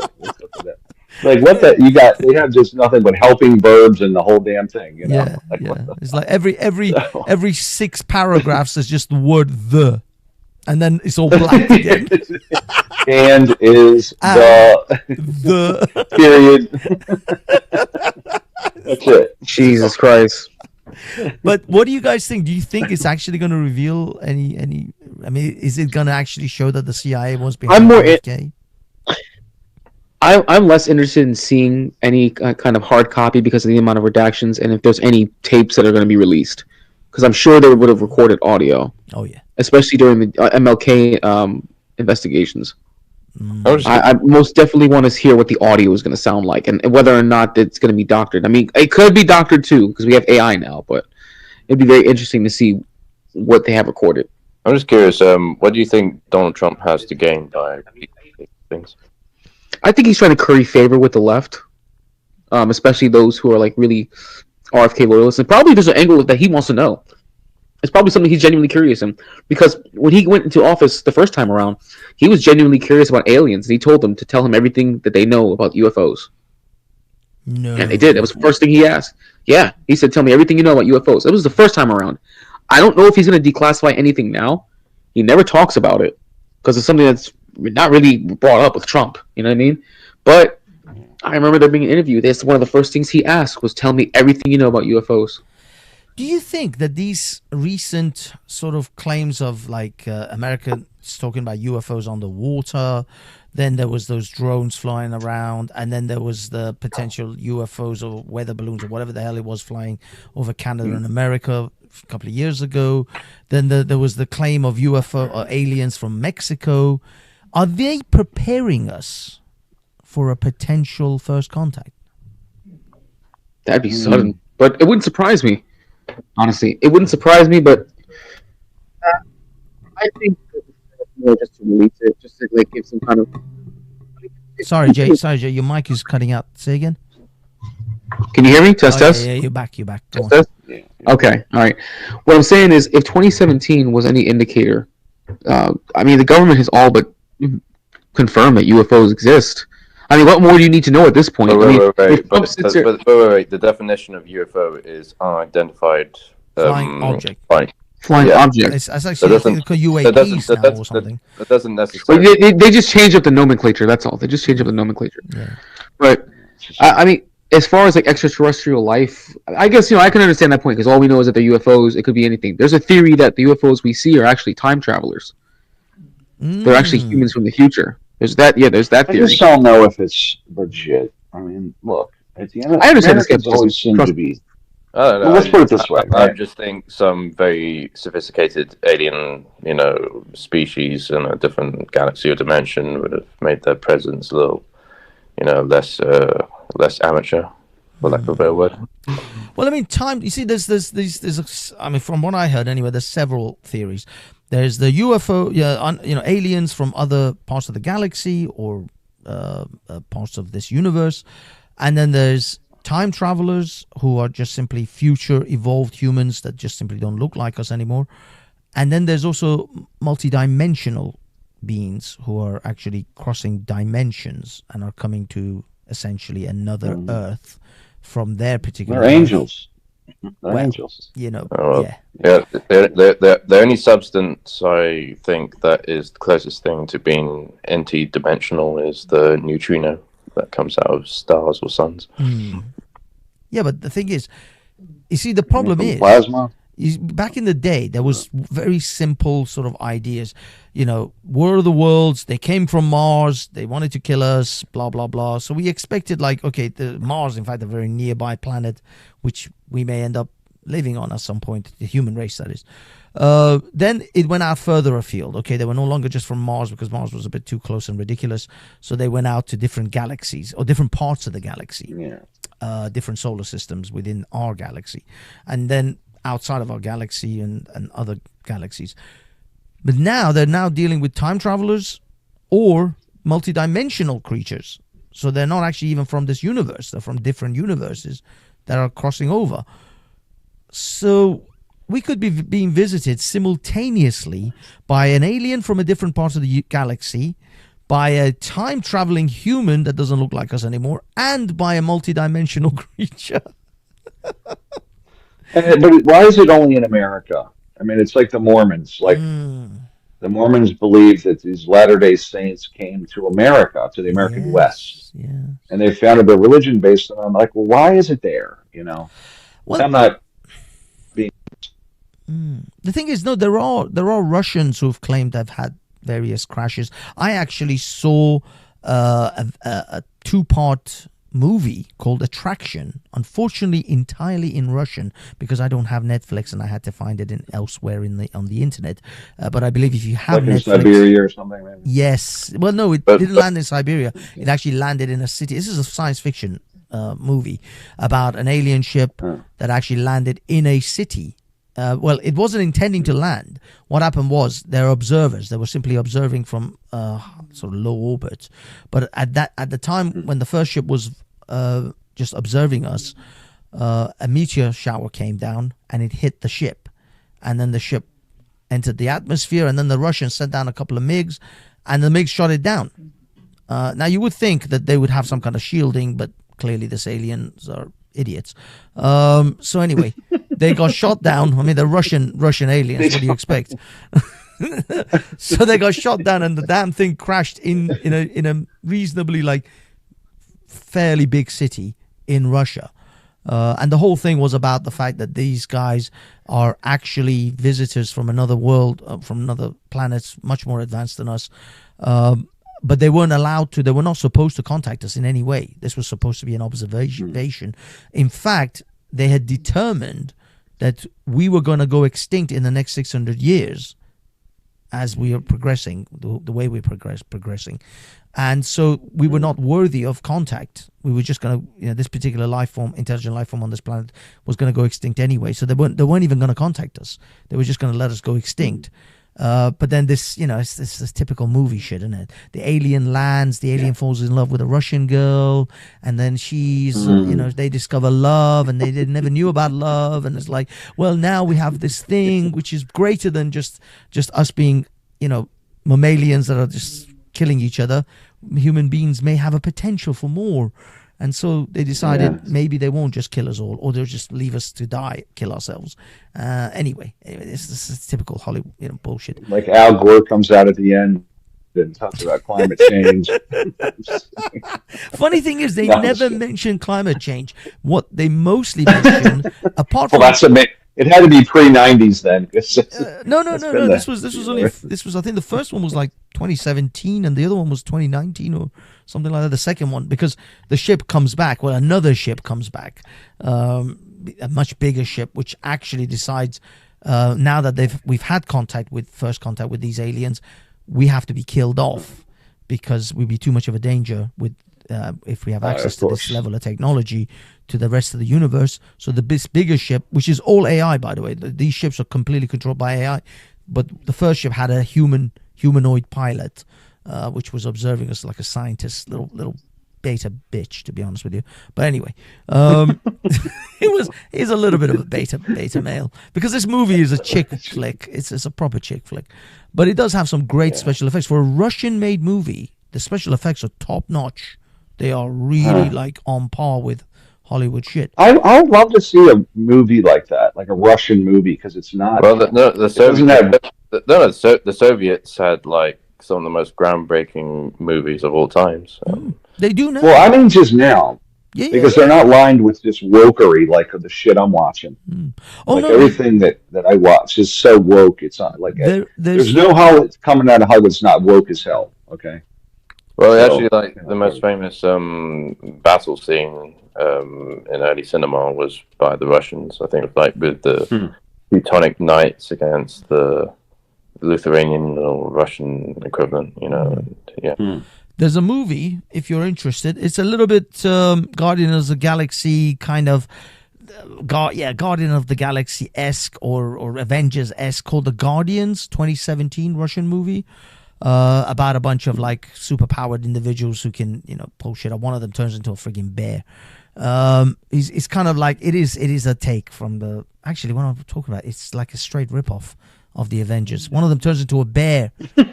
Of course, that's the Hulk. It just dawned on me. Of course, that's the fucking Hulk. So yeah. I'm. Yeah, I mean, if it's maybe the Russians aren't down with the nonsense of the Hollywood. I mean, I'm watching something on Netflix now that's. I thought it was good, but then it was apparently when they settled America, the Native Americans that were here never fought. I don't know why they would need arrows. They never fought. They never killed each other ever, and they just hugged and traded amongst each other.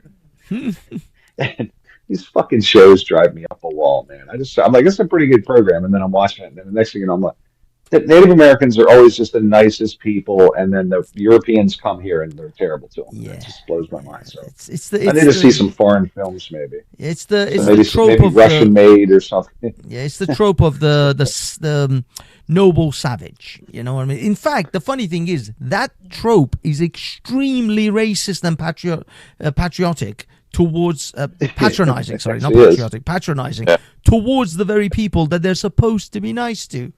It's like a very good point. But yeah, very good point. The Native American tribes that boast about how much they genocide their fellow tribesmen, and you're going to take that away from them. You think the Apaches and the Sioux discovered scalping on just the white man? That was their thing. Exactly. That was their thing. Yeah, they were here. It was kumbaya. The Comanches weren't just. The Comanches were murdering every tribe around them. Yes. But then, and it's like, well, listen, the Europeans were just better. Stop complaining. Yeah. But you lost. But also, they had a very, very sadistic way of like executing them, like for hours or days. They were very cruel in their methods. Brutal, absolutely brutal to each other. And by the way, this goes across the board with the Zulus, the Arabs. It's across the board, everywhere. The Arabs. It's not just like. It's just I don't know. I mean, but this is what I mean. Like I bring it full circle, like with the Southport thing.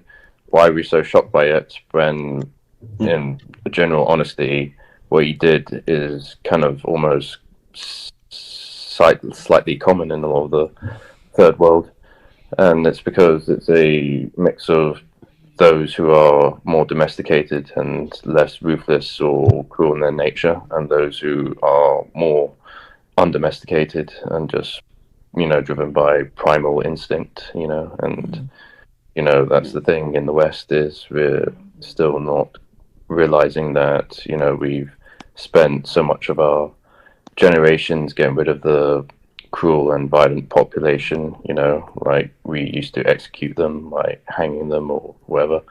And not anymore. Yeah, I know. Yeah, but I'm just saying, like, the reason we got to this very sophisticated society was because we got rid of the surplus population and had a lot more domesticated population, and we're completely unaware that the rest of the world hasn't catched up to the way we've done things, and you know, we're learning things the hard way when we import these.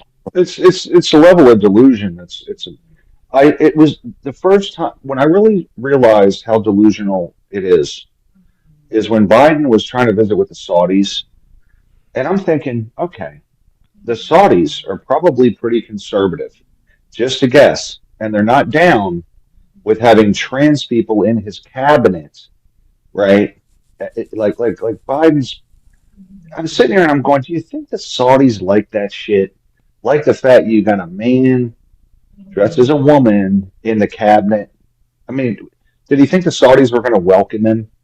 You know what I'm saying? Mm-hmm. That's how delusional these people are in the Western world, and specifically the Democrats. Actually, yeah. Case. I think even like the prince or king or whatever, Saudi Arabia, literally like shut the phone down on Biden. Yeah, and by the way, I'm like, listen, I mean, we're trying to, you know, we wanted to sanction African countries for being against homosexuality in their culture, in their country. We were going to sanction them. And I'm like, wow, in the 60s, we did it. What's that, 50, 60 years ago? We did it in America, but they're doing it in Africa now. I think it was Angola, maybe. They were going to ban homosexuality. It's like, okay, that's what they want to do in their country, but we're going to sanction them for it? It's unbelievable. The delusion of these people, you know. So, we're nuts. The West has gone crazy, off the rails, you know. I mean, a large portion of them. So, oh yeah. It's Trans for Palestine. There's another example. Oh, actually, guys, I just want to remind everyone, I will be covering Queers for Palestine tomorrow in central London, where I will, and that's my actual thumbnail for all of those Palestinian things, is Queers for Palestine. Queers for Palestine. That's how it's I roll. It's like the height of lunacy. It's the height of lunacy. You can't make it up. I mean, it's almost like it's like the Onion from the 90s, man. It's crazy as shit. So, Trans for Palestine. I mean, people actually, and I thought it was a joke initially, but nope. Sure enough, campuses across America, Trans for Palestine. Oh yeah, no, it's 100% thing. Queers for Palestine. I actually saw a sign that says "Sex Workers for Palestine." Oh wow! I saw a sign on the street. I took a photo of it. Sex Workers for Palestine. What happens to queers over in your ancestral neck of the woods in today's time? Yeah, they hug them, they love them, they welcome them with open arms. Yeah, totally. I'm sure. The headings for the group. I keep saying this on my streams. There may be holding signs for queers for Palestine, but there are no queers in Palestine because they literally throw them off a roof. So there may be laugh about it. Yeah, they may be supporting queers for Palestine. Queers may be supporting Palestine, but they won't get to go to Palestine. Oh hell no! Because you will be killed immediately. Immediately. And you'll have the rest of your life to think about it. Yes. The funny thing is that these guys, like the Queers for Palestine, all these guys were coming out quite a lot in the early days of the protests, but they eventually kind of got sidelined because the organizers started to like, guys, you guys don't come to these things. We don't want you here. Please, this is bad press. Don't come to our meetings. Yes, I created these. Oh my god. These are I actually, this is Grok, by the way. This is the work of Grok. This is what AI can do for you if you're really determined. Amazing. That's amazing. Cheers for You see Palestine. the beauty of AI? I told you my thumbnail game has gone through the roof. It's just it's off Dude, the it really chart. has. It's off the chart these days. I love AI. Here we Cheers go. for There's another one. Palestine. Good There's God. another one. Queers for Palestine. Damn, that's a pretty clean AI picture actually for Grok. It really You is. paying- really is it a paid version or are you using the free version to make that work? Well, this is. I mean, I pay for Twitter, so Grok. I get Grok as part of the package. Oh yeah, that is true. Yeah. So Damn. yeah. Wow. How much prompting did you have to do? A fair few. You This get that one. wasn't in the first few tries. This was quite a few iterations. That's how I found out you can only do 50 iterations a day, 50 images a day. Sorry, 50 images an hour. So you can see how many times I went through. A lot. I've got 4 that are decent enough for me to use. So I went through a lot. This may be a strange segue, but have you ever asked it to do anything that's a bit, adult oriented? No, actually, I didn't. I because there's just so much real stuff out there. I didn't think I need to crack one out over an AI image. so no, it's like hentai, I guess, at that point. But yeah, I've just never plenty of material already exists. Yeah, so. I've never really been into cracking one out over AI and or computer generated images. I'm more into the actual female thing. That's my thing. Well, no. We're gonna get literal. I'm optimistic that AI can basically make the porn industry go bankrupt. Oh yeah, definitely. I mean, there's already happening. There's some Instagram girl who had her likeness copied into AI, and now she has an AI bot that you can interact with. And I don't know whether they're charging. I'm sure they're charging people for it, but she was some Insta or Twitch or one of these influencer types. And yeah, you can actually talk to her, and she's she looks more or less. I mean, she's still cartoony, but it looks almost like the girl. Now, I did have a what I call a thirst trap that I generated some time back, but I never really sort of went down the road of using it. But I was going to actually create an Instagram account with this AI generated image, and then just keep generating images to see if I could catfish. Essentially, it was a catfish account that I was going to screw with people, but just never got to it. Never got down to it. Where did I put it though? I had the images here somewhere. Sorry guys, let me just see if I can find it. Can't find it. I don't. I got to look for it. But yeah. I did have a set of images that I was gonna fuck around with. Never got to it though. It just. But there's loads of videos now. Maybe have your likeness as like the Persian Emperor in your next one. Well, the funny thing is, I actually created a video based on this letter that was sent from the Persian king to I posted it on my YouTube channel. There was a Persian king. There was a letter between Omar bin Khattab, who was the second caliph of the Islamic Empire, and they sent out letters to the various countries that were going to invade. And this letter is an exchange between Omar bin Khattab to the Persian king Yazgard III and Yazgard III's reply. And I actually generated a bunch of images based on that to create this video. But mostly I just wanted people to be able to, because not a lot of people are going to sit there and read it all, but I wanted it to be AI voice to text kind of thing, text to voice, so that it's more accessible, essentially. I'll be honest, I didn't get a lot of views on that one. Nobody gives a shit about what what the Persian kings think about. Nobody gives a shit about that. But yeah, these are my quiz for Palestine images, which I'm quite proud of. I think they came out quite lovely. Let me see if I can. I think a cool video that you could do, Banksy, is with your AI generated video or pictures, is to show how the movie 300 really depicts the Persians in a very cartoonish, villainish way. Yeah. You you can like say actually it's the opposite. Nah, the It's real 300. It was the Spartan.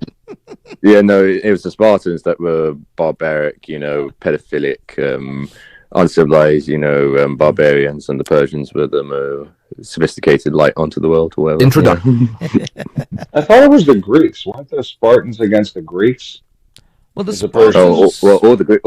All the Greeks were against each other. Spartans are Greeks. Yeah, Yeah, they are but, kind of, but they were kind of, because at apart- that time these were nation kingdoms. So you had the Athenians, you had the Spartans. Yeah. So they didn't consider themselves Yeah, Greeks that's in the right. way we see them today. Yeah. But yeah, they were the Spartans practiced pederasty. nation-states.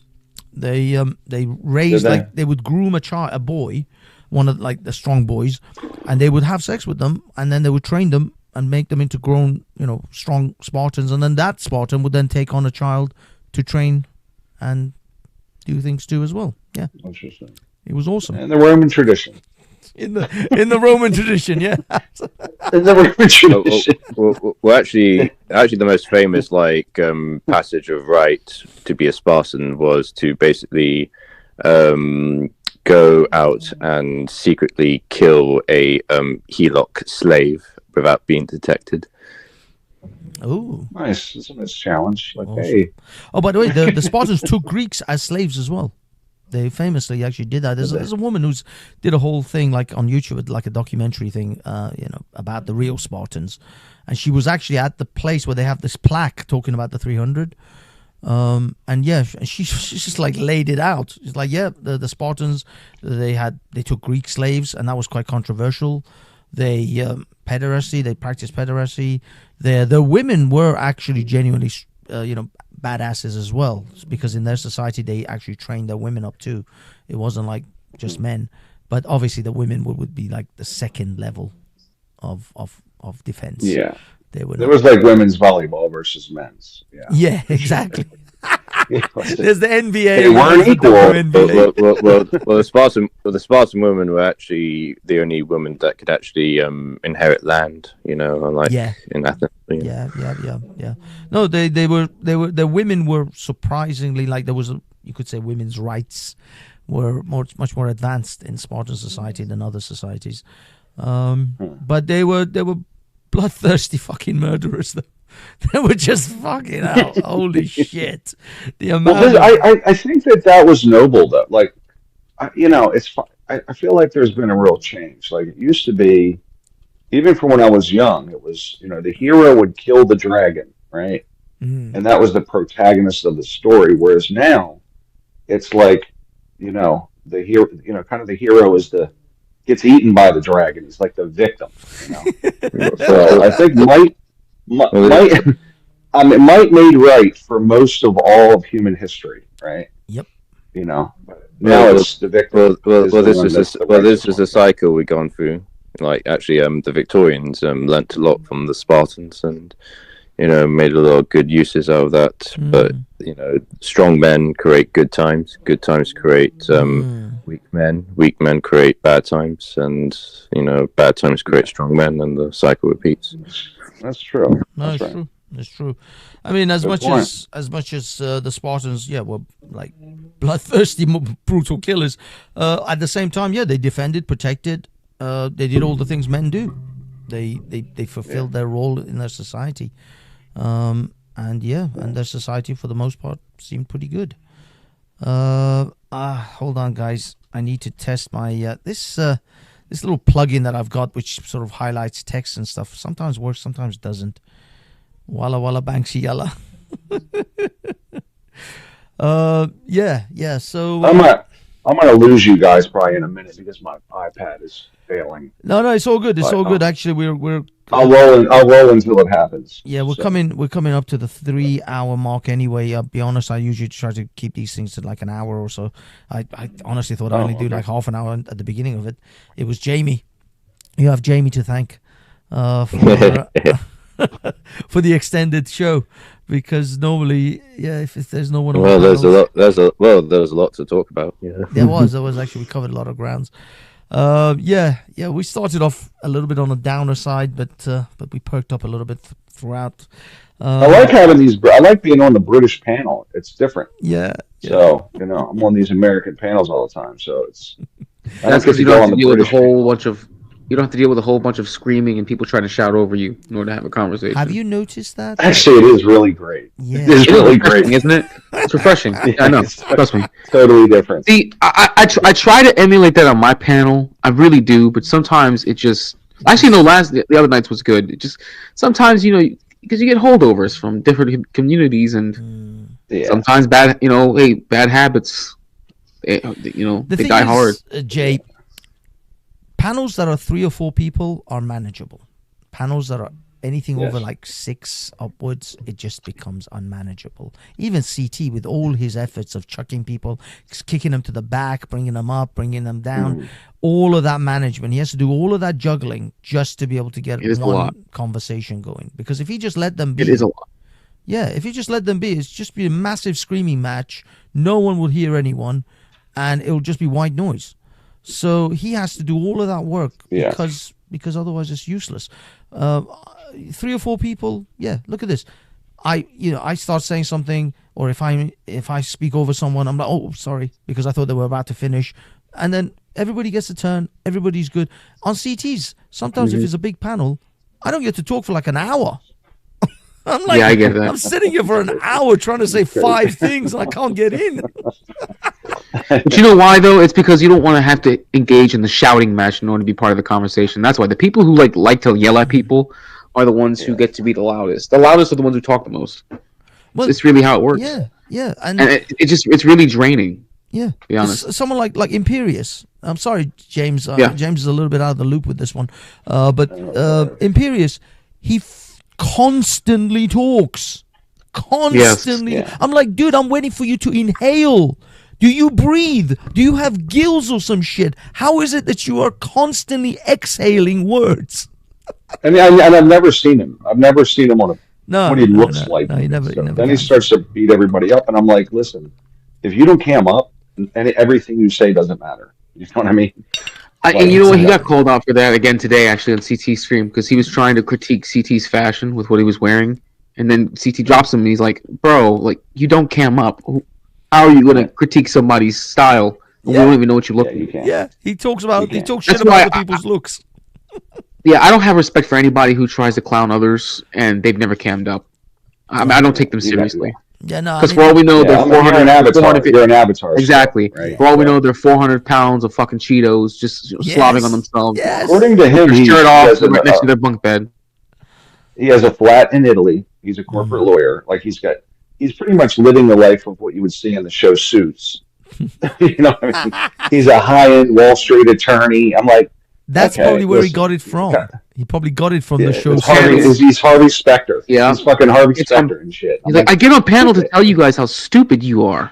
Yeah. I just want to let you guys know how stupid you are. We need to exterminate half of you. Bring back the monarchy. You know, this high-flying multimillionaire, lawyer who's got a body of Adonis and he's banging hot tens every day, but he still feels the need to get on CT's panel almost every day.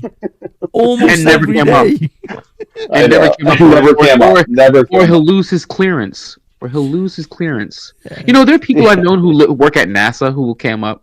I know people who are Green Beret or former Green Berets, who are former Special Forces who cam up and talk about that. And have no fear, or people who are active service and have serious class or serious clearance and with their real name and shit. No problem. Exactly. Cool. Except people who are lawyers who will share their real name. Juan's a great example, actually. He's a lawyer and he shares his name. Yeah, that's right. So I mean, he can't. Exactly. So one lawyer can share their name and the other one can't. I mean, you say a lot of stupid shit. Well, then, hey, listen, don't say stupid shit. Cam up and then talk your shit. Yeah. Or don't. Yeah. But pick one. Yeah. I just don't buy it with the whole clearance and I'll get disbarred and He's full of shit. He's absolutely full of shit. Of course he can.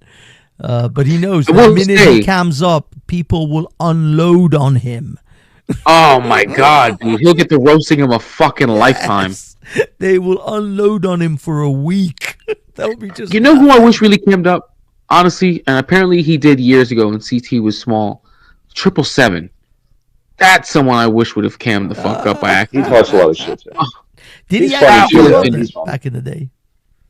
King Apparently, Shinard cammed up accidentally. That was awesome. yeah, King Shinard, bro. When King Shinard cammed up by That was accident, so that funny. was dude. the fucking roasting of a lifetime, dude. Dude, listen, CT called a special show at like 11 o'clock at night. I saw that from scratch. I saw that start to finish, It was so bro. fucking funny. I was like, oh shit, is this King Shinard? I was shocked, bro. Dude, look, I got this notification and What's I'm like half asleep in bed and I'm like, I gotta go back downstairs. King Shinard reveals his identity. I'm like, oh my god, I gotta go downstairs. So that was funny as shit, man. And then HB made King Shinar his avatar and shit. He's a picture of him. Amazing, dude. Yeah, it was awesome. And the thing is, after that, he left. I haven't seen King Chenard since. He was on my channel the other night. Yeah. Or was he? But yeah, he actually. I haven't seen him on CTs though.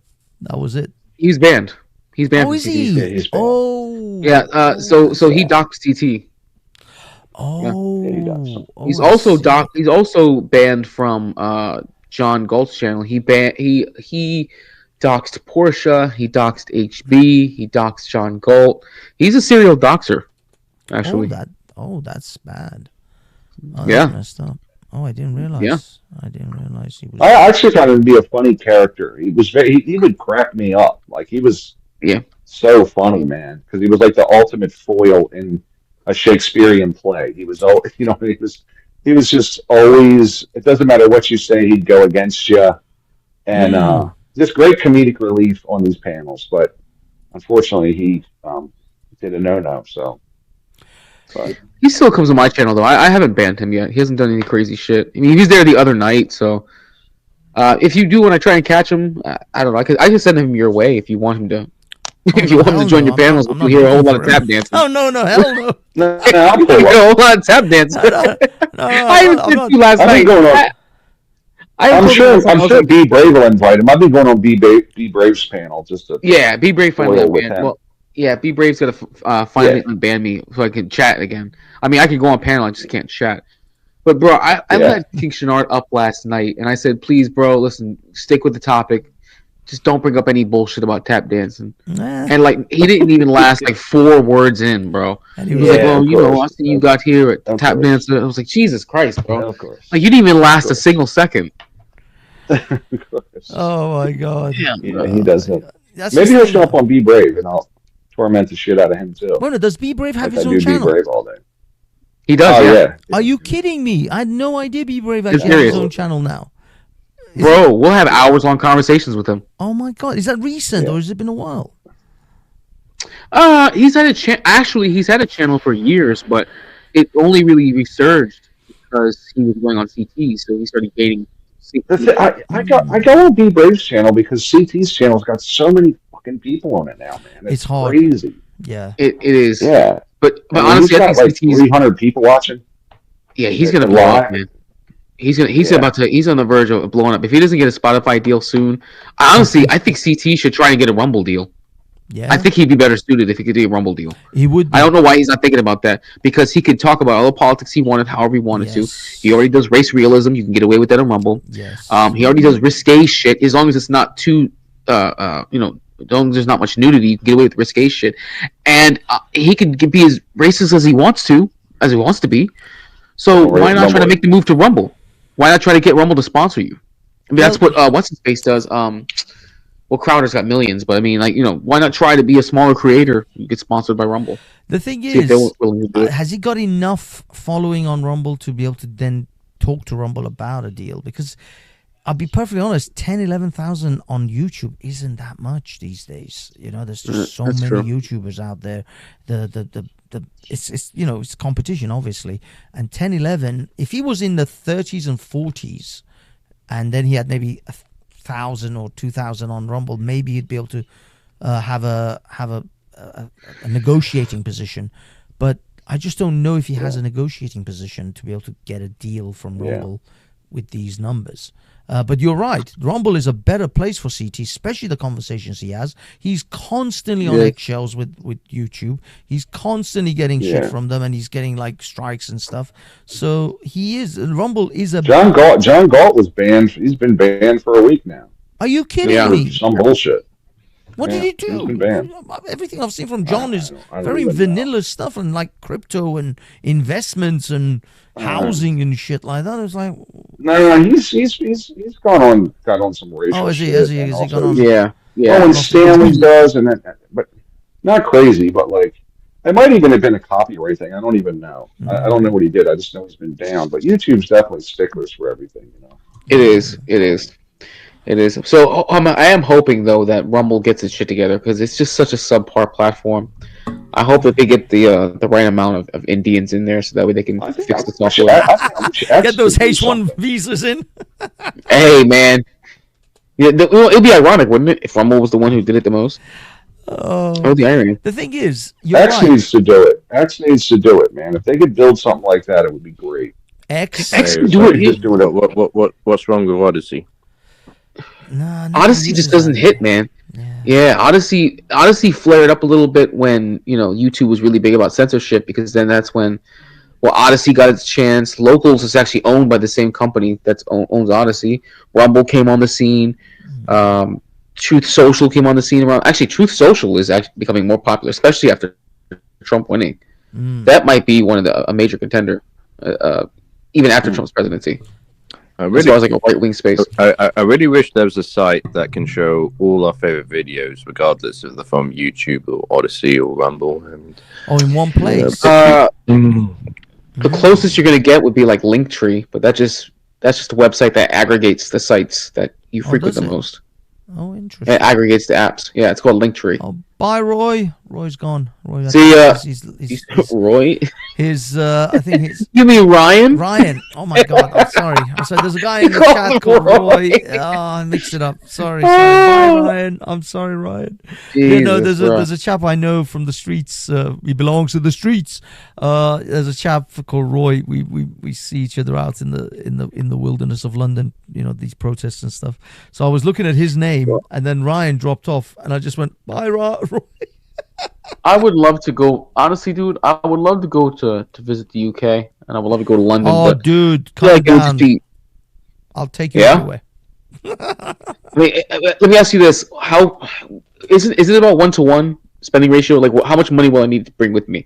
Because the pound sterling is still what? It's still a little bit over the American dollar, right? It's like 20 or 30 cents, $1.30, something like that. It's actually, we looked at it the other night with someone else. It's the pound and dollar isn't exactly the same, but it's pretty close. But it's like 20-30 cents. Okay, it's not even much. I could probably between them. I'm telling you, dude. I mean, it's $1.25. Yeah, no. We can. That's not bad. Yeah, if you come on Sunday, we can take you to Speaker's Corner. Oh, yes, come over for a weekend, a long weekend. Do it. I would say do it March, April, May, June would be the best time. Obviously, prices will then go up when it gets hotter, but May, June is a good time because it's just getting nice. It's not too hot, but it's not too cold, and it's just right to have a day at Speaker's Corner. There's a good chance you'll have a good day without rain and cold and shit. Yeah, what's an English summer like? What's it like? It's about 2 weeks long. You guys have like super hot arid days? No. It's about 2 weeks long. It's really hot, and then all of a sudden it rains and snows almost on the same day. Wow. Rains and snows. No, I mean, I joke, but in England we literally have a thing where when you go out, even in July, you still take an umbrella, a scarf, and gloves with you just in case. Well, it's similar to say New England in America. Yeah, Seattle. Okay, that's a good. Yeah, Seattle weather is almost identical. Because when I was thinking about moving to the United States many years ago, I actually looked up Seattle because of the tech hub, and the weather conditions are almost exactly the same. It's crazy. What, you don't want to enjoy some fresh weather conditions? You kidding me? I want heat. Well, honestly, I think you want heat. But you gotta go to Florida. Texas, You Florida. gotta go to Florida, go to Texas, Arizona.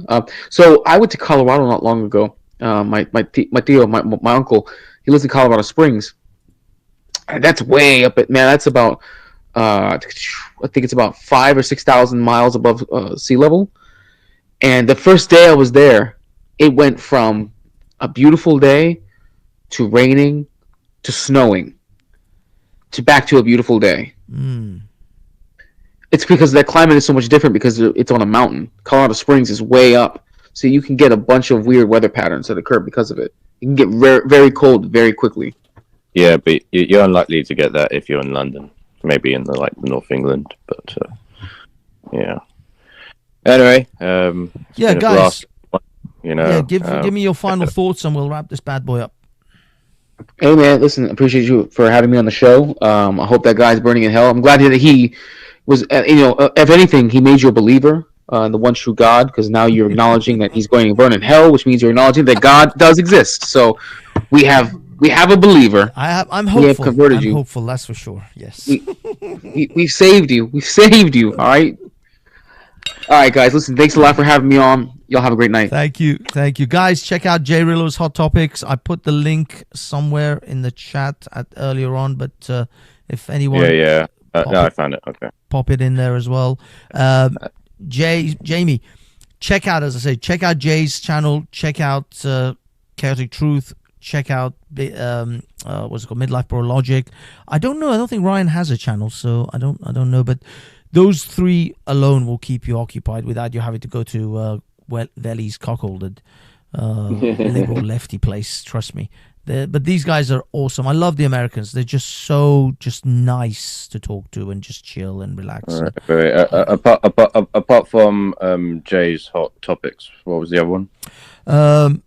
I think I'll put it in the side chat of the stream. Look it up. Midlife Bro Logic and Chaotic Truth Live.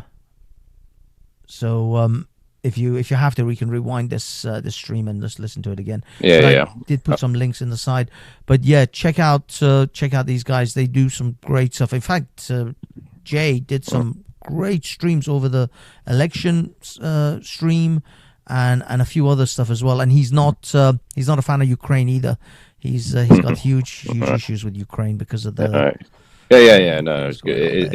It's good. It's good to get good general. You'll find you don't want to be in a bubble. Yeah. Oh, you'll find actually he's very much on par with the kind of things that you're thinking as well. There's a lot of things you'll find in common, especially with Jay, with CT. Chaotic Truth. So yeah, check him out. Great. Anyway, just to leave my final thoughts. Obviously everyone is rightfully, should wish the worst for this absolutely sack of shit. But at the same time, he is from a different, sect of people that are just undomesticated, and we are a different segment to those who do, have a different value on human life. And so just need to keep that in mind and oppose this globalist agenda to mix all these different peoples together, because obviously that's going to result in conflict. Enough said. Good man. Thank you, sir. Thank you. And I will catch you, I don't know if you're about on Sunday or not, but I may catch you there. Guys, I'm gonna wrap this up with a 6 minutes and 30-second video, which I myself created, but it is a letter from the Persian King, letter from Omar bin Khattab to the Persian King and vice versa. It's a communication of the 7th century. So these are contemporaries. What I want everyone to remember, these are the contemporaries of Muhammad. So these are not some people who lived hundreds of years before him or after him or anything like that. These are contemporary individuals of the life and times of Muhammad, and see how these people, what they thought of Muhammad. So if you are getting a lot of propaganda from various people telling you that, oh no, it's the religion of peace and it was always peaceful and it spread by, Islam was spread peacefully. They never forced anyone. This will be enlightening for you. Introduction. The original copy of this historical response letter from King of Persia, Yazdgerd III, 632 to 651 CE, to the Arab Caliph of Muslims, Omar ibn al-Khattab, is in the British Museum, placed in a secure storage area and currently unavailable to public view due to political correctness, and also to avoid damaging the relations between the West and OPEC nations. These policies might change in a very near future as the world heads towards the new era of renewable alternative energy sources, and also with the current rise of the far-right political parties in the West, as well as people's awareness and concern about a major Islamic threat within their own borders. Unless we learn from history, we are destined to repeat it. The date in which this letter has been written is after the Battle of Qadisiyeh, Al-Qadisiyah, 16th to 19th November 636 CE. The ultimatum of the Arab Caliph to King of Persia, from Omar ibn al-Khattab, Khalifat al-Muslimin, Caliph of Muslims, to Yazdgerd III, Shah of the Fars, Emperor of Persia. Bismillah, ar-Rahman, ar-Rahim. I do not foresee a good future for you and your nation, save your acceptance of my terms and your submission to me. There was a time when your country ruled half the world, but now see how your sun has set. On all fronts your armies have been defeated, and your nation is condemned to extinction. I point out to you the path whereby you might escape this fate, namely, that you begin worshipping the one God, the unique deity, the only God who created all that is. I bring you his message. Order your nation to cease the false worship of fire and to join us, that they may join the truth. Worship Allah, the creator of the world. Worship Allah and accept Islam as the path of salvation. End now your polytheistic ways and become Muslims, that you may accept Allahu Akbar as your savior. This is the only way of securing your own survival and the peace of your Persians. You will do this if you know what is good for you and for your Persians. Submission is your only option. Allahu Akbar Khalifat al-Muslimin, Omar ibn al-Khattab. The historical response of King Yazdgerd III to the Arabs, from King of Kings, King of Persia and beyond, Shah of many kingdoms, Shahanshah of Persian Empire, Yazdgerd III, Sassanid, to Omar ibn al-Khattab, the Arab Caliph. In your letter, you summon us Persians to your God, whom you call Allahu Akbar. And because of your barbarity and ignorance, without knowing who we are and whom we worship, you demand that we seek out your God and become worshippers of Allahu Akbar. How strange that you occupy the seat of the Arab Caliph, but are as ignorant as any desert roaming Arab. You admonish me to become monotheistic in faith. Ignorant man, Mardak. For thousands of years we Persians have, in this land of culture and art, been monotheistic, and 5 times a day have we offered prayers to God's throne of oneness. While we laid the foundations of philanthropy and righteousness and kindness in this world, and held high the ensign of good thoughts, good words, and good deeds, you and your ancestors were desert wanderers who ate snakes and lizards and buried your innocent daughters alive. You Arabs who have no regard for God's creatures, who mercilessly put people to the sword, who mistreat your women, who attack caravans and are highway robbers, who commit murder, who kidnap women and spouses, how dare you presume to teach us, who are above these evils, to worship God? You tell me to cease the worship of fire and to worship God instead. To us Persians the light of fire is reminiscent of the light of God. The radiance and the sun-like warmth of fire exuberates our hearts. And the pleasant warmth of it brings our hearts and spirits closer together, that we may be philanthropic, kind, and considerate, that gentleness and forgiveness may become our way of life, and that thereby the light of God may keep shining in our hearts. Our God is the great Ahura Mazda, Lord of Wisdom. Strange is this, that you too have now decided to give God a name, and you call God by the name of Allahu Akbar. But we are nothing like you. We, in the name of Ahura Mazda, practice compassion and love and goodness and righteousness and forgiveness and care for the dispossessed and the unfortunate. But you, in the name of your Allahu Akbar, commit murder, create misery and subject others to suffering. Tell me truly who is to blame for your misdeeds. Your God who orders genocide, plunder and destruction, or you who do these things in God's name, or both? You who have spent all your days in brutality and barbarity have now come out of your desolate deserts resolved to teach, by the blade and by conquest, the worship of God, to a people who have for thousands of years been civilized and have relied on culture and knowledge and art as mighty edifices? What have you, in the name of your Allahu Akbar, taught these armies of Islam besides destruction and pillage and murder that you now presume to summon others to your God? Today my people's fortunes have changed. Their armies, who were subjects of Ahura Mazda, have now been defeated by the Arab armies of Allahu Akbar, and they are being forced, at the point of the sword, to convert to the God by the name of Allahu Akbar, and are forced to offer God prayers 5 times a day, but now in Arabic, since apparently your Allahu Akbar only understands Arabic. I advise you to return to your lizard-infested deserts. Do not let loose upon our cities your cruel barbarous Arabs who are like rabid animals. Refrain from the murder of my people. Refrain from pillaging my people. Refrain from kidnapping our daughters in the name of your Allahu Akbar. Refrain from these crimes and evils. We Persians are a forgiving people, a kind and well-meaning people. Wherever we go, we sow the seeds of goodness, amity, and righteousness. And this is why we have the capacity to overlook the crimes and the misdeeds of your Arabs. Stay in your desert with your Allahu Akbar, and do not approach our cities, for horrid is your belief, and brutish is your conduct. Sign, Yazdgerd III, Sassanid.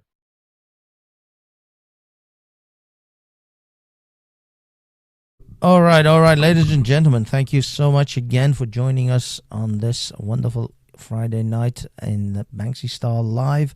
Don't forget, go there and join Hafiz Reflects if you want to see what antics I get up to in London tomorrow. It should be good. Quiz for Palestine on marching, so we should have a good one. Let me bring that up. So yeah, we got Quiz for Palestine going strong tomorrow. So we're going to be out there. We're going to be out there waving the flag and supporting the Quiz for Palestine. So yeah, we're going to be out trying to cause some trouble with the old Palestinian protesters. Let's see what happens. Let's see what trouble we get up to. I mean, to be honest with you, I'm very passive. I don't get up to anything. It's mostly the other people who hold the signs saying Hamas are terrorists, which is a statement of fact. So yeah, see what happens. We out with the gays. Come down, Simon. Come down, join us. Quiz for Palestine. Be part of the community. Anyway, guys, thank you everyone for coming. And we are going to figure out a way to play us out. I already played Iranian Men, though. Do we need Iranian Men? Shall I play the Iranian Men song? Or is there any other extremely camp song that's not copyrighted that I can play? There isn't really. I don't have 3. The best is enough. Let me see. I did create. Oh, wait, there you go. I created another AI track. Let's see how this one goes.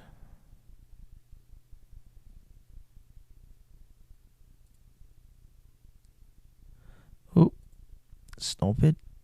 Extra. Guys and girls, thank you so much for coming. Love you all. Keep yourself safe. Be good. And enjoy the little time we have on this mortal coil, on this little planet of ours. I watched Interstellar the other day. Amazing. Such a good film. It's a bit slow, though. It's a bit of a slow burn, but it's such a great film. And Relativity. Madness. Anyway, peace out. Yo, who that? Me, man, bread by you know, see when I'm putting on the paper. Them talk about if you apologize to Batty Boy. Apologize for them if you apologize to Jack. Gunshot, don't forget. Now this is an anthem. Blaze up the fire, push up your hands them. Big up the lioness with the lion them. Fire burn. I miss a holy Emmanuel, King Selassie, Jah. Rastafari, it is good to give thanks unto the Most High. King Selassie and sing praise unto his name Most High. Jah, Rastafari just pour forth his love and kindness in the morning and the faithfulness every night upon the instrument of 10 strings. Alright, take it to them, King. Beautiful people, couldn't you love you, honor the mothers and their fathers. But here's the judgment. Alright, Rastaman don't apologize to nobody boy. If you're this King Selassie and the gunshot your boy. Give me the way the girls them cause and them have the joy. In the lake of fire me dash your boy. Bad man to apologize to nobody boy. If you're this black people and me gun we shot your boy. Give me the way the girls them cause and them have the joy. In the lake of fire me dash your boy. Rap shows near London. Get tickets as low as 60s. You might also like Fast Car, Tracy Chapman, Forgiveless, Scissor, Don't Look Back in Anger, Oasis. The girls them sexy and them pussy fat. Yeah, all the girls, the boys them looking at. Some boy bow down, doing what? Nothing in the world could ever have me doing that. I don't care if they ban me. Yeah, me say fi bun batty man, you can't wrong me. Show me now born over England, a real African this. Real